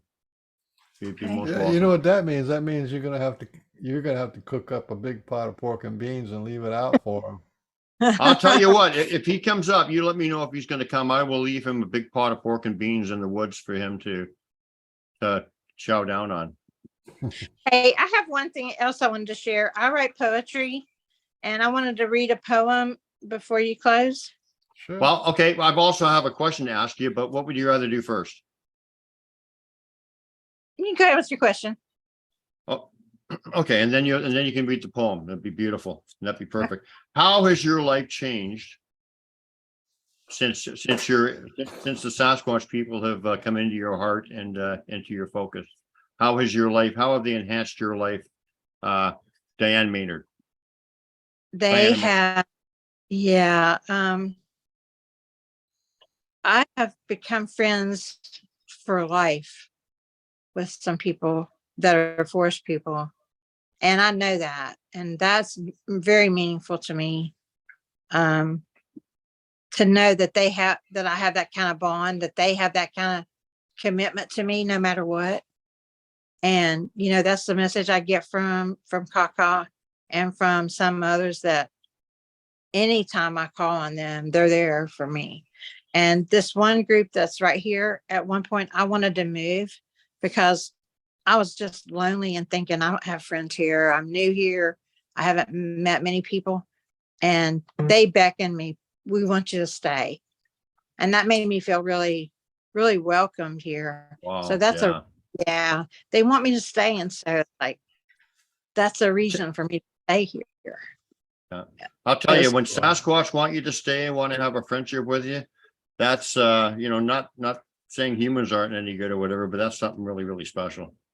When they want to connect with you like that, that's all, that's what else could you ask for?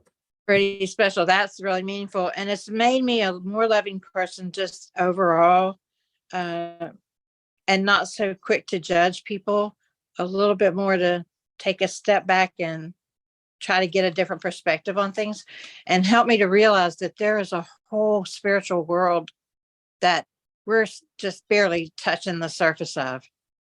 There's like a whole other reality on a different plane that I never even hardly recognized that it was that vast. You know what I mean?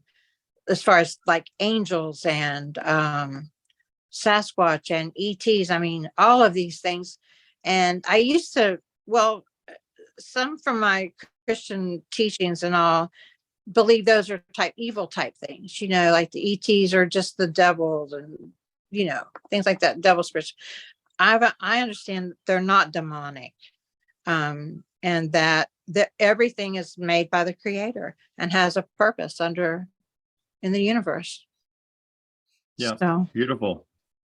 That's exactly, it's amazing how many people come up with that, say the exact same thing and maybe a few different words. It seems to be universal with the connections with them. It's amazing, the consistency with that, which is quite revealing too. So did you want to read your poem, or do you have more to say on that? yeah, I'll read my poem. I wonder what would happen if we waited at the yellow light. We got up when the day was light. We lay down when the sun tucked away. We played with the children when they wanted to play. We worked with our brother to lighten their load. We walked a little further with him down the road. We shared our food and our good mood. We gave an ear to listen, a shoulder to lean on, a hand to hold, a smile to someone who is all alone. Would we be better people then than we thought we could be? I know for certain I'd be a better me. Beautiful. Oh, that's beautiful. Thank you. Very beautiful. Well, so Kaka, you let Diana know if you're coming up, and I will have a big old heap and helping of pork and beans ready for you. This was You wanna really try a them? heart-touching talk, a heart-touching Yeah. show. So, Yeah. your story about being in your heart and thinking from your heart really kind of manifested. And thank you to you, and thank you to your Sasquatch friends for showing up. Yep. And Thank you. by the way, thank you to Kaka for answering our questions. We Thank you. appreciate that. We're very grateful for that he indulged us in our serious questions and not so silly questions. Yeah. Our silly questions and not so silly questions. And Okay. he appreciate you too. Well, thank you very much. And is he coming for pork and beans? He doesn't know yet. Well, he'll let you know. You let me know. Let me know. I'll let you know. Okay. Well, I guess we'll wrap it up. And yeah, I agree. That was a great show. And I could see you touch Bean's heart. And, Well, I had a great time. Thank you for having me. Yeah. I really enjoyed it. I wondered how I was going to feel. 3 hours time. I was like, I'll be over with this in less than an hour, what I had to share. But we really got to develop a little bit and elaborate more on the topics. yeah, you've Which was- seen the show. You've seen the show. It always goes off into different avenues, and it just seems to flow good. And I think everybody liked it, I hope. And we really appreciate having you on. Thank you. So, on behalf of Port Killingham and the world's handsomest man, Frank, what about beans? This has been the Pork and Bean Show, and thank you, Dianne Maynard. Thank you, Kaka. Thank you, RE, for being on every show we ever did, and we look forward to seeing you all next time. And let me just check and see what our next show is going to be. Our next show is going to be this Thursday, I think, and it's going to be Joseph Stamey, and he's going to have an amazing show too. He's got quite the connection with Sasquatch, and this guy's like a scientist or something too, I think. So pretty cool guy. You heard of him, Beans? Joseph Stamey? I was looking at him, something about him today. I think it was his event, and he's real familiar. But I'd have to refresh my memory. Yeah. So we got that coming up Thursday at, what time is that again? 12 o'clock 10 at a.m. night. again, 10 a.m. Yeah, our usual time. And we got Barb Shoop coming up first of next month. We got Dale Lyons Barb coming Shoop. up. We got a We've bunch of we've stuff had coming almost up. everybody from Barb Sheep's campouts, just about. Yeah, including the head diva herself. Oh, and also John J. Davis on July 26th with a near-death experience that is really Near-death profound. experience. They're So all that'll be a related. little. The near-death experience and the angels, and then the ETs also connected to the angels and the Sasquatch. Yeah, They're like all connected. we're primarily a Sasquatch show, but like Bean says, yeah, it's all interrelated, and the deeper you get into it, the more you realize that it's all the same thing, just expressed from different voices, or what were you going to say, Diana? I was just going to say, is that at the same time on the 26th? The same time? Your show? No, that's a little later, I think. Don't you know how to check our calendar? Are you a member of the group? You are, aren't you? You don't have the calendar posted on the Pork and Bean Show. You have to go. How do I do that? You have to do it after you set the date. Then you have to share it to the Pork and Bean Show, and then it'll show Okay. up in the calendar. Okay. Wednesday, July 26th at 2 p.m. my time, which is West Coast time. So how far ahead are you, It'd be Diana? 5. I think I'd be 5 p.m. our time, which is great. That means I could watch it. Oh yeah, you're in Georgia, like the magnificent Mr. Beans. So yeah, that Yes. would be 5 p.m. your time and 2 p.m. my time on Okay. on July 26th, and I'm really looking forward to that one. Well, I look forward to all of them, but Okay. okay. Thanks everybody for watching, and don't forget, to subscribe to the Pork and Beans Show. Get your heap and helping of pork and beans on like and subscribe on Facebook, Pork and Like Beans and Group. subscribe, share if you dare. And you're gonna have a hard time finding all the episodes on Facebook, but if you will subscribe to my YouTube channel, Sasquatch BC, The True Story, we've got like 201 different videos just on the Pork and Beans Show, and about over 500 just on my own teachings and thoughts and stuff like that. So it's well worth it. That's Sasquatch BC, The True Story / the Pork and Beans Show. So I hope to see you over there as well. And we shall see you all soon this Thursday. We're And gonna get T-shirts. I think we need to be giving people T-shirts, and then we get our sponsor to sponsor T-shirts to all of our guests. yeah, we should, really, shouldn't we? Yeah, Diana had to go out and buy her own T-shirt. I think that's because we're cheap. We cheaped out. The other, yeah, okay. Well, we'll discuss that. Maybe we should do that. Really branch out. If we get T-shirts and stuff, then we'll really be big time. Yeah, sure. Why not? Some swag. Isn't that what they call it? Swag. Swag, yeah. And the other thing I want to get is pork and beans mugs. That'd be fun. I want to get pork and beans bobbleheads. You and me. There used to be a company that would do it. You'd send their your picture, and they'd make a bobblehead. Oh, there's all kinds of companies that do it, and some of them are really good. Some of them look exactly like you. Like some of them are fantastic. Yeah, so maybe Sue talked about that before. I mean, we're gonna have to do that. Alrighty, you guys. Thank you, Diana, so much. You were a wonderful, wonderful guest, and I almost said a wonderful host, but You were a wonderful you were- host. but Bye, you were a Beans. wonderful guest, and Thank you. Bye, Beans. Bye, Pork.